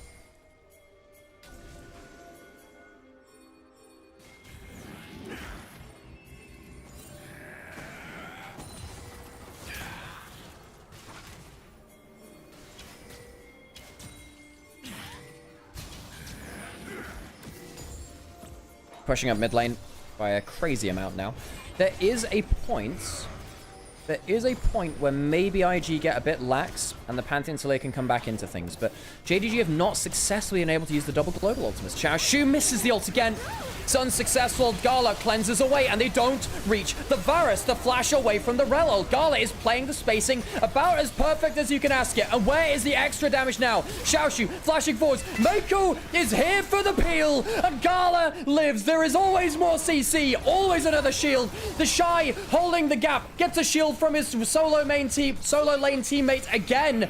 And the Scion has enough HP to keep himself alive. Wei is, for some reason, 1v2ing, but I think he likes those odds. Wink is low HP. Perhaps the Pantheon could do a bit more, but there's anything to spare. There's a hard steal for damage. Oh, and a 1v2. Wei, the sub-jungler for IG, coming in partway through the year. Gets himself a kill in the 1v2, and JDG are made to look like fools. The flickback misses onto Gala. Scout cannot see off his old LNG teammates, as Gala will walk forward to potentially look to kill the last Nexus turret. Gala has been the be-all and end-all. He's even... Folks, he's got himself a collector. Poke viruses do not go there. Scout is nailed with by the shockwave, by the unstoppable force and onslaughts. The Shy will take the last tower. IG do it in style. JDG unable to kill the virus a single time in the first game. They are pentakilled. They are killed to a man. And IG claim game 1. In split 2 after the placements. It was best of 3. JDG took their 1 game, but it was a 2-1. 4-1 from that. 2-0s only in this split. 8-1 is the record to IG in individual games in 2025. JDG struggling to make a dent. Let's hear those gyros. 30秒到达战场，碾碎。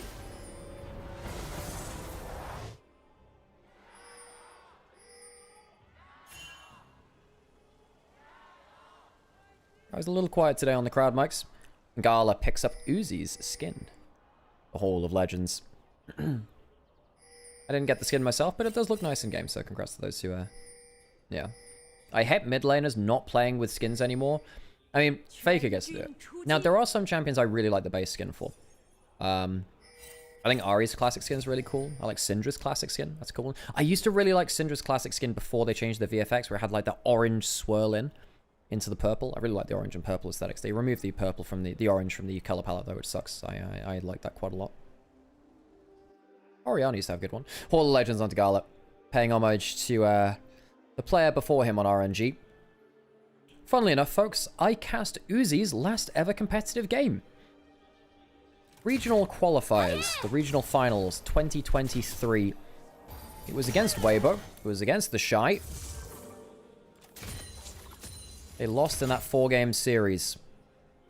We had hoped for greatness from Uzi's return onto EDG, a team which he had such a rivalry against for his early years of his career. EDG were the team stood between him and his first title for a very long time. Them and OMG to an extent too. Name. That was his era, really. Gala. Potentially the most famous Kaiser of all time, though, however. What a player he has been on this. Winning MSI titles. Winning LPL titles. Hasn't found that world's victory. Perhaps a player on the short list of ones which feels like he would have deserved that. Drops out of Fog of War. Dips into it, rather, to get a W out of it. Good poke onto the Xayah. Xayah hates playing against high range. The Rakan can help by hitting Qs and getting some sustain. Rookie getting realm walks. Rune Prison. God damn it, the thing will always get it wrong for me. Rookie goes down for first blood. Flashes a little late. Good flash forward by Scout on the rise. Rookie forced into an early grave. Rune Prison. Jesus Christ. I keep messing it up. It is Rune Prison, not Rune Warp. My brain is rewired. I hate this. There's no good reason for me to say Realm Prison and Rune Warp. It is Rune Prison. You want to know where I got these tattoos? I got them in Rune Prison. Great gank, though. Shun and Scout comboing up well. At the start of the year, when we heard that... hey, Duo, good to see you. When, at the start of the year, when we saw the roster changes from JDG from last year to this one, Yagao finally leaving the roster, we were thinking, okay, what happens next? Kanavi Yagao leaving. Missing the only person left in there, but hang on a second. Scout doesn't have flash. If Wei can get himself a gank angle hit. No, he's walking up towards top river. Might be able to Q flash, but quite hard to get away from. I don't know, he's got phase rush. He has phase rush. That's quite hard to go against. Rookie, if you can get him range though, with stun. Scout outwalks him, and it's just flash down from Wei. I don't think that's a great gank, not gonna lie. Get over the wall. Top scuttle taken by Shun, 1-1 in terms of scuttles overall. Wei gets a slightly earlier recall than Shun. Go back for what typically tends to be the longsword, ruby crystal, then a control ward. There it is. That's your first back for after a full clear and a scuttle as an AD skirmishing jungler. Shun will get his recall now, but he'll be, about 20 seconds, 10 seconds slower on the map, rather. Good lane dominance coming in from Gala and Mako. Taking a tower shot, less good. Perhaps Wink can look for an all-in onto Mako. Good feather pullback could be the difference. Heal for both supports. Much less ignites taken by supports nowadays. I think with Spellbook, it's just way easier to play stuff like the heal. And then switch into an aggressive thing when you need it. Thoughts on EDG versus TT? EDG are the best team in Group Nirvana. They should easily win that series. Despite TT having some good moments. Well, hang on, wait, he's going to spot out Shin. He'll charge up the Q. Might look for a smite here. Now, you don't want to tap Q here. Stolen by Shin. Gets the Raptors. Wei not wanting to Q into the Xin Zhao because then he'd be trapped fighting the Xin Zhao. Scout had roamed over as well. Had the Wei push in mid lane. So, realistically, Wei was not able to do that much there. So Shin put the ward... so he spotted him out here first. Surprised that Wei did not get a slightly easier entrance to something like his camp respawns because he got the recall off first. EDG 2-0 then. I mean, look, TT are not a bad team, but EDG have looked like by far the best team within Group Nirvana. I would say they're quite heavily favored. I think the tier list of Group Nirvana is EDG, maybe like TT, NIP, and LGD in some order, and then sadly LNG and Ultra Prime just a step below them, really. Things will change. LNG did look okay. Hang on a second. Root missing onto Scout there. Dragon is available. No flash on Scout, but, level 6 gives him some extra damage on the combo. Even though he's Equalizer uses the choke point. Mako does have flash. Flashes out of the knockup. Does not want to get pinned on the Equalizer. First Equalizer of the game. I suppose it removes a playmaking tool from Mako, but doesn't feel like it's fantastic there. The Chinese translation of Vi is Wei. Very interesting to know. So Wei is named after his champion right now. And that would be Wei. But that means if Wei played Vi, then it would be Wei. And if they were coached by BLG's coach, it would be Wei playing Wei, coached by Big Wei. Ain't no way. Ain't no way. Gala, bot lane's pushing in. Does get hit by that E. Good damage from Xiaoshu. Electro Harpoons are good magic resist shredders, even at early stages in the game. And that's slow. All coming through. Realistically, this isn't a kill. Maybe it is a killing, actually. Who's coming over? Vi's coming over. Doesn't have level 6. Try flashing for the knockup. Pays. Well, he has no flash now. A little bit more slow will do it. Oh, cleanses away the slow. Is the E enough? Is the E enough? So close. But no survival for Pays. Killed by the Shy. Great play from him, realizing the kill angle was there. Knockup not going to land because the root lands onto Rakan before the W animation completed. Gala gets the passive onto Xiaoshu. Flames for it turns to act a lot of damage. Is there a cross map coming in from Xin Zhao onto the bot lane? No. Dragon taken by Shin. Wei will go into the enemy jungle. Take away a blue buff. A little bit behind in farm. Needs to keep an eye on that. You do not want to be falling behind the Xin Zhao too early. He's already behind a little over half a level. Blue buff will help him slingshot back a little bit. Not at level 6 yet, though. The early trades and loss of that Raptor respawn really helping Shin, who's always been a Xin Zhao aficionado. Let's talk about Shin a little bit. Shin, when he was really making his first kind of forays into the LPL, yes, was known for BLG in 2023, where he joined the international spotlights. But he was playing alongside Rookie on Invictus Gaming before that time. Shin and Rookie were a mid lane pairing for a decent amount of time.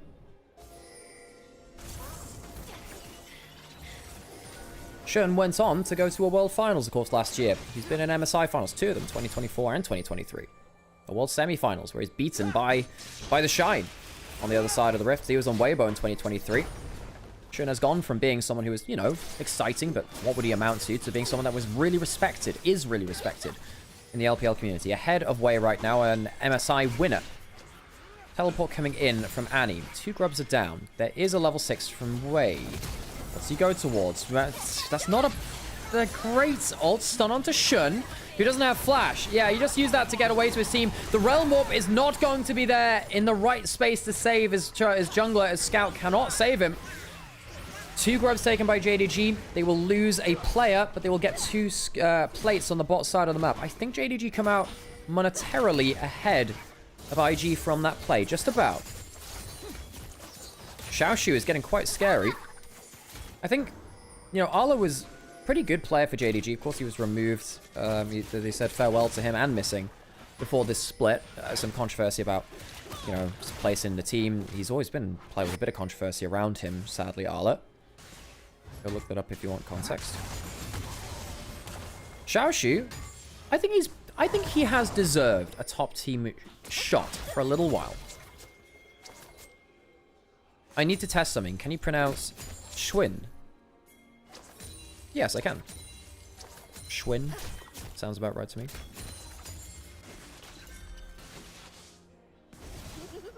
I don't know what you've gained from this test, but I hope it was successful. But noting my accent's a little bit weird compared to some of the other British ones, I suppose. We're from the Midlands, which people forget exists. Wait, catching up a little bit in terms of farm to Shun now, which is important. Was falling behind. We're talking about Shun. Wei, of course, being an RNG MSI winner. Blue buff taken by Wei. Knockup not landing from Wink. Cancelled out of that. The quickness is blown. Wink really struggling to have an impact here. A player that's been quite heavily criticized. Xiaoshu around the corner has that ult. When becomes lightning misses. Didn't steal the blue buff, but will get the Gromp. Was wondering whether those Tangle Barbs would get it. No, not quite. Shin really playing to keep Wei down. Keep himself ahead. If you're going to play Shinzo, you better get a lead on him, in fairness. What's the difference between Group A and Group B? Which group is more competitive? I think Group Nirvana... Look, EDG have been so much better than the other teams in that group that I don't think it's... The games are a mess. I would say that Nirvana is still closer, but I think EDG are quite clearly better than them. Hang on, Wink might jump onto Rookie here. He does have Flash. Flashes out of that knockup. Doesn't want to get comboed down by Scout. I think he would have died. Retains his HP. Loses the Summoner. Isn't going for the Ionian Boots, by the way, so his Flash is on a longer cooldown. Can you say that again, but less W sound? Shuin. Oh, is this for Shun's name? Yeah. Because I know that Shun... I probably do pronounce Shun wrong. Shun. Okay, trying to pronounce... Okay, no, I do get that. Rookie doesn't have flash now. Rink will get the knockup this time. Rookie gets a double stun, puts down the bear. I don't think it will make a much amount of difference, though. Rookie will clear out a couple of minions. The bear will go berserk. And at the second time of trying, JDG will find the man in the top lane. I'm being trained how to pronounce... Should. A little bit better, apparently. Apparently, it's less like... Shun, which is the way I say it. More like a Schwinn. Good to know. Look, at some point, I'm just going to need to hear the frickin' voice clip. I've heard this before. Apparently, I just don't learn very quickly. That is a Vial. That is a Flash to the Shinzo. He does have a Crescent Scar. I don't know if the damage is there right now. The quickness comes through, and that's an Equalizer and a choke point. Oh, dear. Double Summoners, they are being roasted alive and impaled by feathers. However, the first kill goes to IG. The Shy comes around. Where's the damage now? Honestly, that's a hell of a turnaround. The Shy, insane ultimate to bail out the play. Flash forward. Rune Prison will lock down Wei. Q over the wall, blocked by the Rise, and that should see Wei into the grave. The Shy will likely die as well. The initial turnaround looked good for IG, but they will lose how many players in the play? 3 all in all. The Shy takes a very long time to die. And JDG will still claim him all the same. Hayes will get his second kill. 2 kills to Scout as well. JDG getting the better of the skirmish, just about.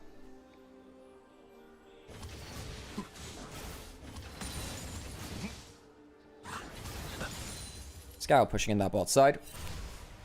1.5k ahead of Rookie, who did have some time farming alone on the side lane, but he's now been shut down quite comprehensively. This is a flashless Shinzo, but Wink hits the Q mid-flight.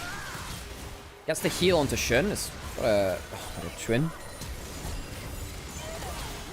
It's a good Pop Blossom. The ult from Ornn is incredible amount of damage, dude. Just basic... Oh, the knockup stops the easy brittle proc onto the wall. And the Shy still gets it. So it ends up being, what? 3 for 2. 3 for 2, all things said and done.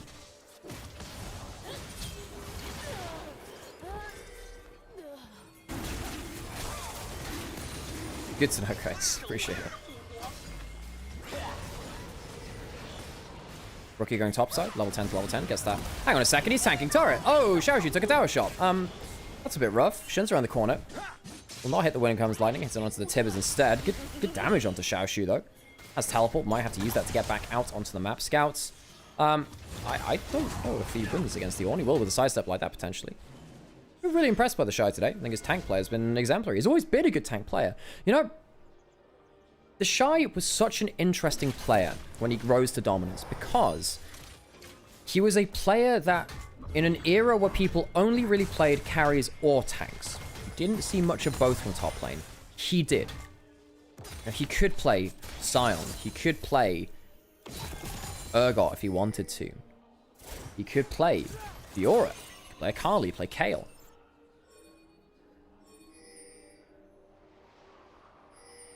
Shy was such an interesting player back then. It's more acceptable now, but the Shy inspired a bunch of top laners.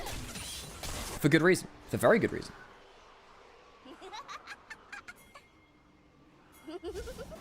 I love IG and you're awesome, Nymaera. Thank you very much, Mega Meow. I hope you're having a good time. IG, I think IG are my favorite team to watch in the world right now. Now, would I call myself an IG supporter? Well, in the sense that I'm a supporter of LPL, any LPL team, and I enjoy watching them. IG are so entertaining. JDG, ahead in this game. Scouts ahead too. I have to say, I'm a Scout enjoyer too. I enjoy watching him play, but it's been a rough watch this year. Wade's going to walk in for Shun. He's level down. I might have to flash over the wall. That could be a bit of a problem. The Equalizer on top. Flash over from Shun. Wade being comprehensively out-jungled here. Winkle come over too, and Wade is lost on the map. Gala flying in quick. This comes in too. Double stun. One down already. Winkle fly over. A 1-for-1 in the trade. Gala, good response from him. He gets himself an important moment on the board. The Shy will not be able to stop Scout from getting out of that play. Realm Warp down.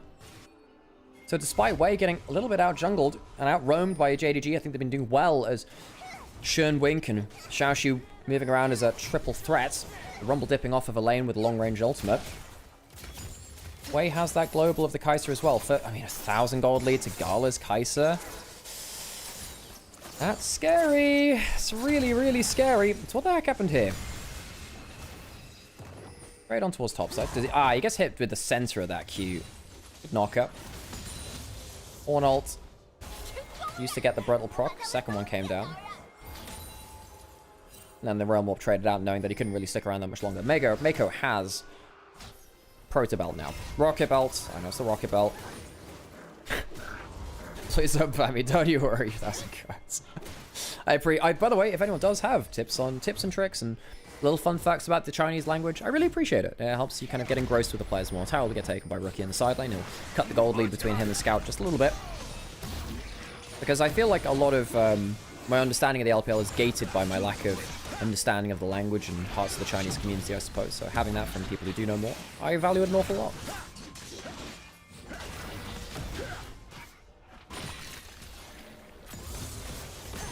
Gala clearing out that mid-wave, has second item already. It's a scary, scary Kai'Sa. 172 farm in 70 minutes, farming over 10 CS a minute, or just about there, actually. 2 items. Hasn't upgraded the boots yet, hasn't felt like it.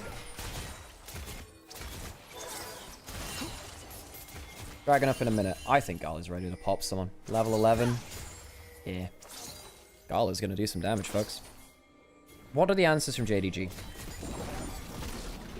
I think it has to come from a good knockup from the Shinzao, you know? Shinzao. The Shy spotted walking over that ward. They'll know he's heading down towards that. Gala trying to damage down the Herald a little bit. Does. I think he'll clear it out. Not before he hits the turret. Good HP taken off. 2 grubs to JDG mean that tower taking is a little bit better. Mako has flash. Rocket Bell. Catch onto Wink. Oh, and they catch him out of that W. Still has the E, but the stun from the Annie is important. Can the Kai'Sa throw through? I think they absolutely can. Are they needed? Realm Warp coming in and not stepped into. Great catch from Wei and Rookie. Wink caught out again. Scout now, cancel out the Realm Warp, left alone on the side lane. There is a Gala Kai'Sa flying around. Has the E-procs already. If any CC lands, this is a dead rise. And yeah, that'll be it. Kai'Sa flying in. Phase Rush coming through to 2. Xiaoshu has the ultimate. Gala starting to get that Kraken Slide damage down. Mako out of CC. Gala caught by that Equalizer. Not a great engage coming through. Hang on a second, but they don't see the Shy. Has the call of the Forge God. Will it come through? Oh, yes, it will. The God of the Forge is the Shy as he gets the double knockup. His tank play has been so good today. Winker's respawn coming back in for another play. 2 for 1 in the total play so far as the fight continues. Mako quite low HP now, and that's potential kill threats. Pace coming back in with the ults. Has flash potentially to make a big play. Flashing forwards onto Mako, uses that ult. Where's the feather pullback? Comes through there, only buying the barrier out of Gala. Will not kill Mako. But Rookie goes down all the same. 2 for 2? Question mark? As a Rumbaton Lightning comes on forwards as well. Mako going low, they're tracing for more and they'll find it. 3 for 2, 3 dead from IG. As IG initially thought they had the great catch out on the scout rise on the side lane. Blah, it's like flood stutter my words. IG stuttered the team fights. JDG getting the better of things this time.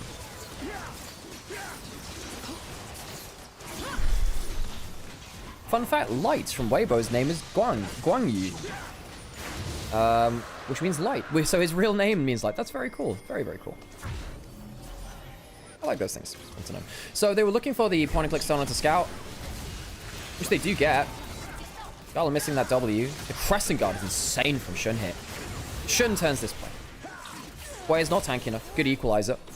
The Crescent Guard kind of bolstering the front line though, really helping. The Shy got that knockup, would have been very, very different, I suppose. Gets the double swallow of the Forge God. Atacon going down. JDG, is there a player around this? Shun coming in. Potential smite fight. Can get in towards the objective point and click stun. Means he's not in range to get the Atacon. Objective taken by IG. Do they look for a fight afterwards? No, I think not. No, I think not. Fight over the red buff. The Shy doesn't have the call of the Forge God just yet. Fighting over that red buff we were just saying. Fact the fullback's not bad. Claimed by Wei. But the crest got Wei, my dude. What the heck? Mako's caught out Scout on the sideline. That's what he was doing. I didn't see him up the top there. He's gone down. The rise is dead. Shun jumping onto the Kai'Sa. Passive charging up onto him. Triple knockup from the Shy. Rookie comes in and the IG solo laners make magic happen. The Shy with a knockup finishes off one more and wink and you miss it. JDG are eliminated from the Rift. 4 dead. Xiaoshu flashing away. IG clean fight in the bot side jungle. Poor Wink. Can't do anything there. Gala stays alive. Shun has been trying his goddamn best to try and close down this Kai'Sa and has not quite been able to. Escapes that play yet again. Gala Kai'Sa outplaying the Shins out. Even with Scout's gold lead, it has not been enough. Started over a red buff fight. Wei dying very quickly, but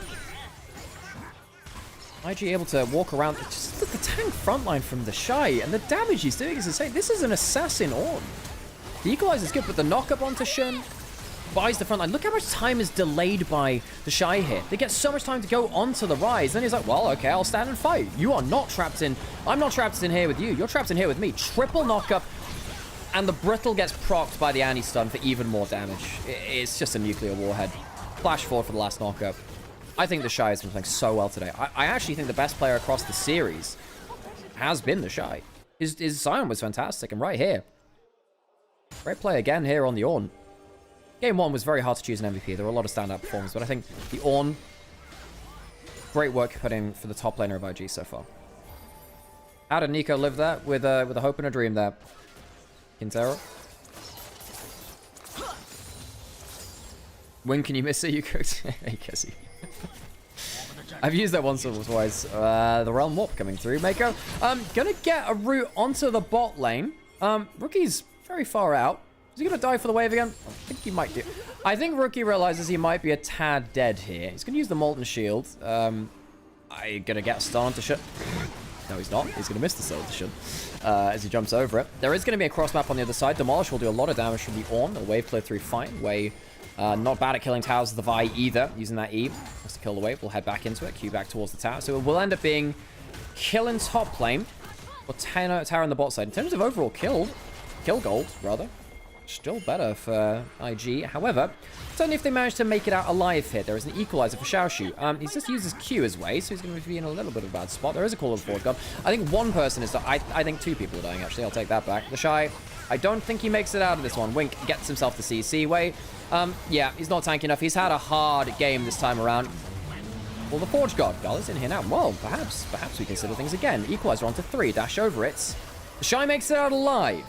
Is there a follow-up fight beyond this? Good roots. W come in from the Kai'Sa as well. He does a Terminus third, by the way. Gala loves going towards the Terminus DPS builds. You dive in and you find that right spot. It goes kind of insane. IG lose 1 in bot lane, 1 in top lane. But they will get the bot lane in the turrets. We're close on that knockup. Gala has an upgraded Kraken Slayer, by the way, if things weren't scary enough. I'm so scared of Gala's Kai'Sa. Gala's had a great series here today, too. Is Varus unlucky to get to not get the MVP from game 1. I think the Kai'Sa exceptional here in game 2. 4-0-5. Almost another route there from Mako. He's also Look, I can't say anyone on IG has had like a particularly bad series. Wade's had a bad game too, but even then, his game 1 was insane. Look at the average between everyone. Maybe it sounds like I'm IG glazing a little too much, but they're currently 4-2. We said that this team at the start of the year had potential to be a super team. I know I say potential to be it. I mean, on paper, go back a year or two, perhaps it would be. A little bit hard to judge them with some of the players off form or not necessarily getting the results which they wanted to. But IG, we knew that, hey, at peak, this team could be LPL champions. Hard to say that against, you know, the likes of BLG. How do you overcome Knight? Anyone's Legend now later in the year. Proving a point. Whoa, Rookie getting a stun onto the top mid laner of Scout. Very low HP. Dragon's taken. Call of the Forge God not available for follow-up, but Rookie, he's pretty happy with just a little bit of the follow-up. The Shy walking up with boldness. Wei has his ultimate too. Hayes has ult. Quite hard to do much with that. One more to safety. This IG is hype. I want the team to go to Worlds. I do too. I need to see the Rookie at one more Worlds. He hasn't been since 2019 Worlds. He lost to FPX in the semi-finals as DNB and crew went towards their own world title after he claimed his a year beforehand. Going on to Shun. He has Flash. I don't know if this is the fight that they want. Not with the Equalizer on the wall, over the wall. Not with flashes available for JDG. Scout. He's spotted. Q onto the rise. Stun coming through. Roots as well. He has a flash and he can't use it. That is a bush spray, a vision trap and a half from IG. Flash forward from Mako. 3-man denied because Pays ults. 2 instead. Wink going in for some disruption himself. That's not a bad equalizer, but the damage is still in favor of IG. Wink goes down despite disrupting the follow-up. He will die for it. 2 for none. IG will go towards the Baron afterwards. Shun with no ult will find it very, very hard to approach the objective. And I think JDG, I'm so sorry. I think this might end up being a 10-1 record for IG over JDG in the year.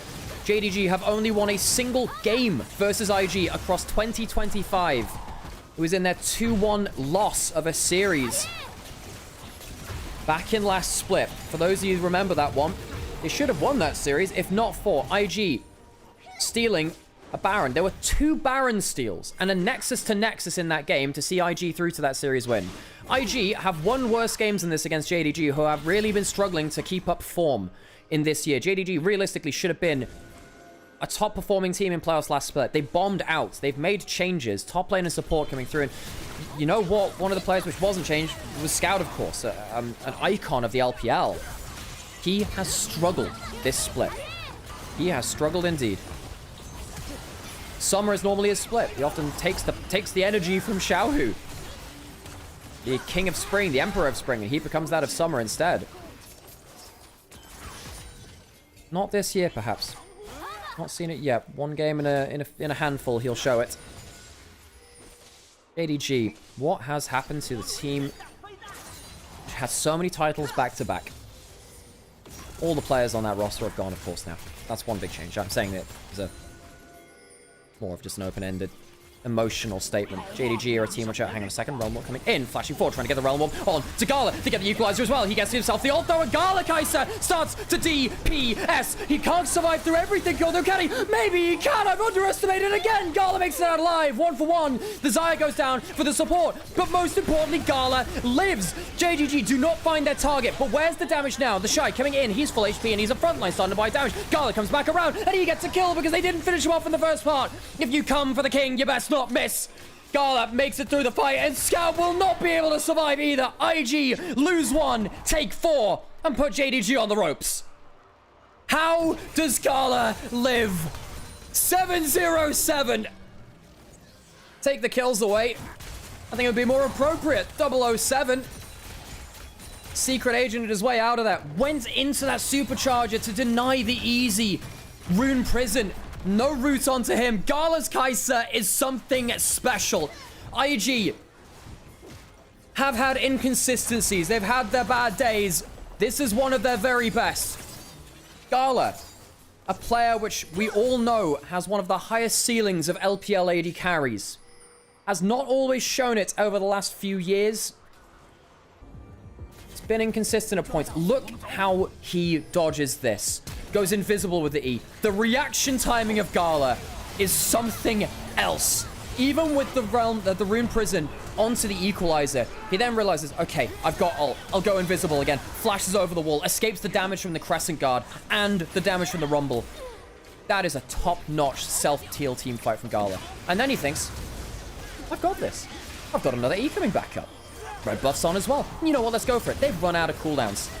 Goes in for an auto Q, auto. Has E back up again if he needs it for the extra mobility. Starts to heal up with the red buff because he's not taking any damage at that point. Fight's over. JDG, load the shotgun, try and aim it at Gala. They just clip him. He survives on the smallest amount of HP, fights back.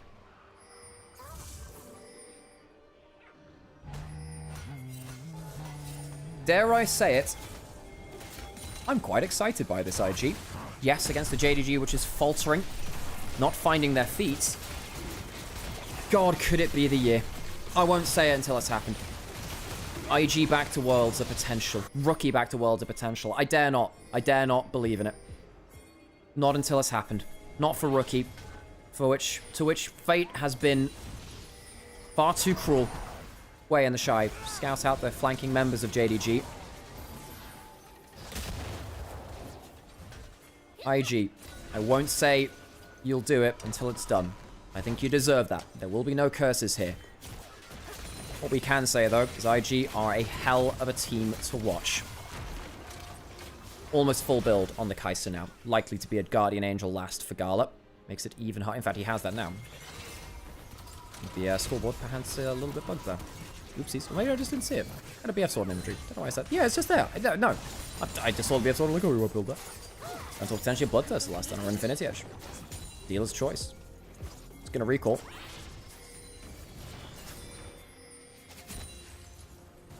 No dragon available.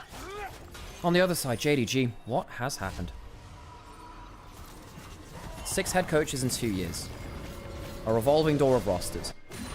An organization with the biggest stage in the LPL at Beijing, holding hundreds into the thousands of people to watch their games. A team that used to host, arguably, the greatest individual roster of all time in JDG 2023 pays. He may have to ult this, and indeed he does. No feather calling out. Oh, and he's caught with a knockup as well. CC onto him. He's currently in a 1v4 as the shy, and perhaps he likes those odds. No! Gala goes down into his GA. That is well too far, my friend. The feather call comes back. The peel is good. Gala is low. He will go down this time. The rumble gets the kill, and the shutdown is in. JDG, a breath of life, perhaps more than that. Gala goes into Hell's Mouth and does not come out the better of it this time. IG able to take down Scout, but lose their talisman of that AD carry. Pays able to get that feather pull back on target. Despite not even using the flash, far too deep from Gala. Far too deep from Gala. First death of the game, loses the GA. Important item lost. Baron spawning now. Gala, for all the praise we've heaped upon him for this series, that is a bad mistake. JDG, perhaps an opening. A door closed with the gold lead, but a window had opened. And thrust well open into the sky now. Baron taken by JDG. It'll be an objective bounty. It'll be a way to get out onto the map, potentially approach the map from a point of strength.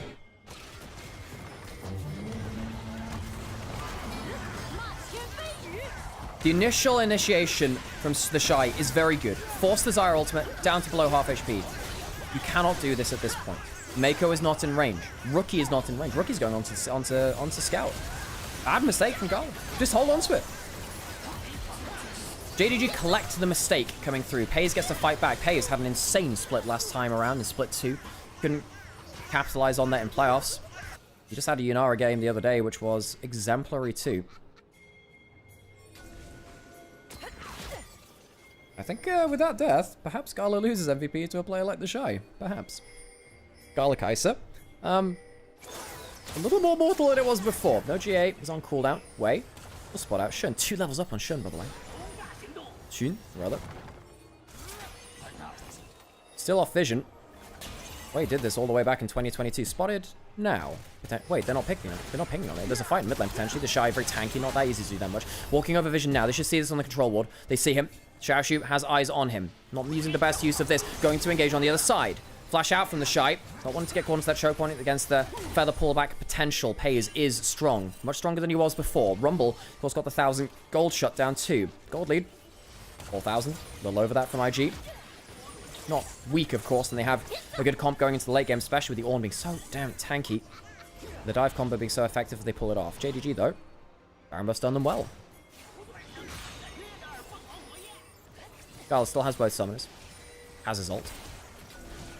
Level 18 is Wei, by the way. Q cancel. Skag gets the Rune Prison onto him. Shy caught up by the wind becomes lightning. A little bit of damage onto him. It's not like the Shinzao can do that much against him in short trades. Dragon up in 30 seconds would be Soul for IG. Realm Warp. Cancelled out. Is the Shy going to get down here in time? Potentially. He can teleport in. Rookie can't. Rookie can't. They'll have to buy time. Gala, get some plasma down. That's important. He's out of the equalizer. Maker might not be so lucky. And he'll go down easily. No Pop Blossom for this fight. Gala wants to try and charge up his Supercharger again. Where's the ult? Rookie on the flank. Has Flash. They might not need the Nico. Gala is engaged onto. Has his ultimate, but he does get to use it. He goes down, uses the barrier, but not the ult. And the overstay in the side lane punished heavily from JDG. That will get the Dragon for JDG at least. 4,000 gold power play from the Baron as we see it. Scout did Realm Up to cut off one angle of retreats. Wei will go through the topside jungle instead. JDG fighting better and better, catching out IG multiple times now. And Gala not able to have the impact as earlier into the game. We praise him so much, and he's failing to deliver on those promises now. Worth noting, well, Sam talked about this a little later, but a little earlier. Statistically, Corki, the worst scaling AD carry in the game. Kai'Sa's actually not that far off it. Kai'Sa, particularly when you go towards the AD variant, is one of the hardest champions to play in hyper late game. Rookie going forwards. The Shy can come down too. Good damage on him. Takes half his HP. Could potentially be a call of the Forge God. There is a flash from Scout. There could be, hang on, Scout, there could be a flash stun hit. Comes through, Zhonya's. Rookie will be able to get it here now. Wade's coming down. Good catch onto Scout. He should die. That's the rise down. The Shy. Powerful enough to hold the front line. Easy pick. No flashes committed by Rookie or the Shy. Yes, it's ultimates, but they're level 17 with a lot of builds completed now. A lot of items. It's not like they'll be on the longest cooldown. Had a blue buff in there too for even more ability haste. Gala clearing off those walls, trying to work his way back to his team. His GA's up almost off of cooldown. So, in the last few minutes, we've had a catch in bot lane from JDG over IG, killing off Gala and Mako. IG returned the favor, killing Scouts. 4 and 5. I do think his Realm Ups have been good. I don't think Scout's been the problem this game. Not necessarily. Equalizer to clear the way. If there's no Baron buff for IG, demolish. Damn, that's half the tower down. Mako will look up for mid lane towers. Inhib taken once again. Gala has GA available. They have to kill him twice.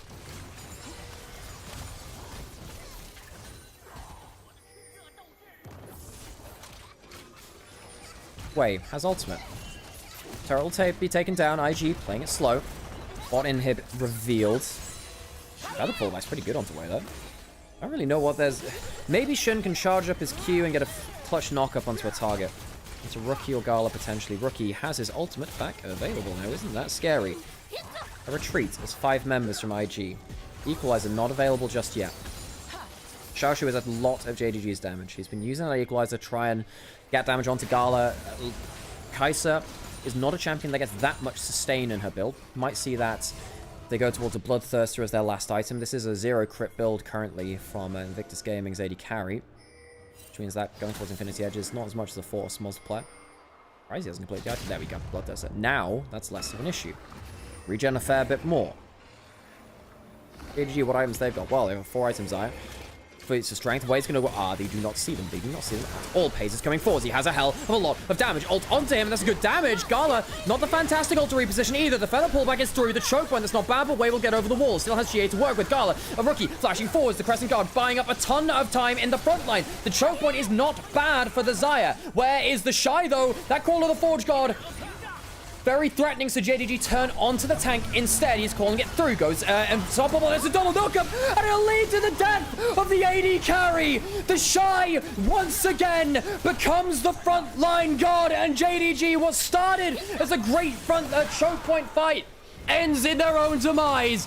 The Shy, wonderful tank play from him in both games 1 and 2, as JDG will not find a single game victory versus Invictus Gaming here today. They have won 1 game against them the entire year. IG will have to still take down Scout, has Flash and Zhonya's. He will be able to wave clear just a little bit. The CC lands, the Zhonya's will be procs now. Gala going low, and that GA Hang on a second, the bounce is doing good work, but he's gone too far. He tried to get that last kill, and he won't be able to.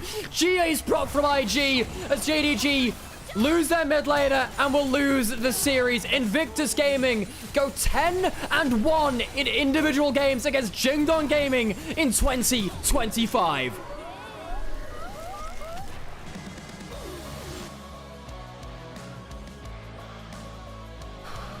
JDG, the problems mount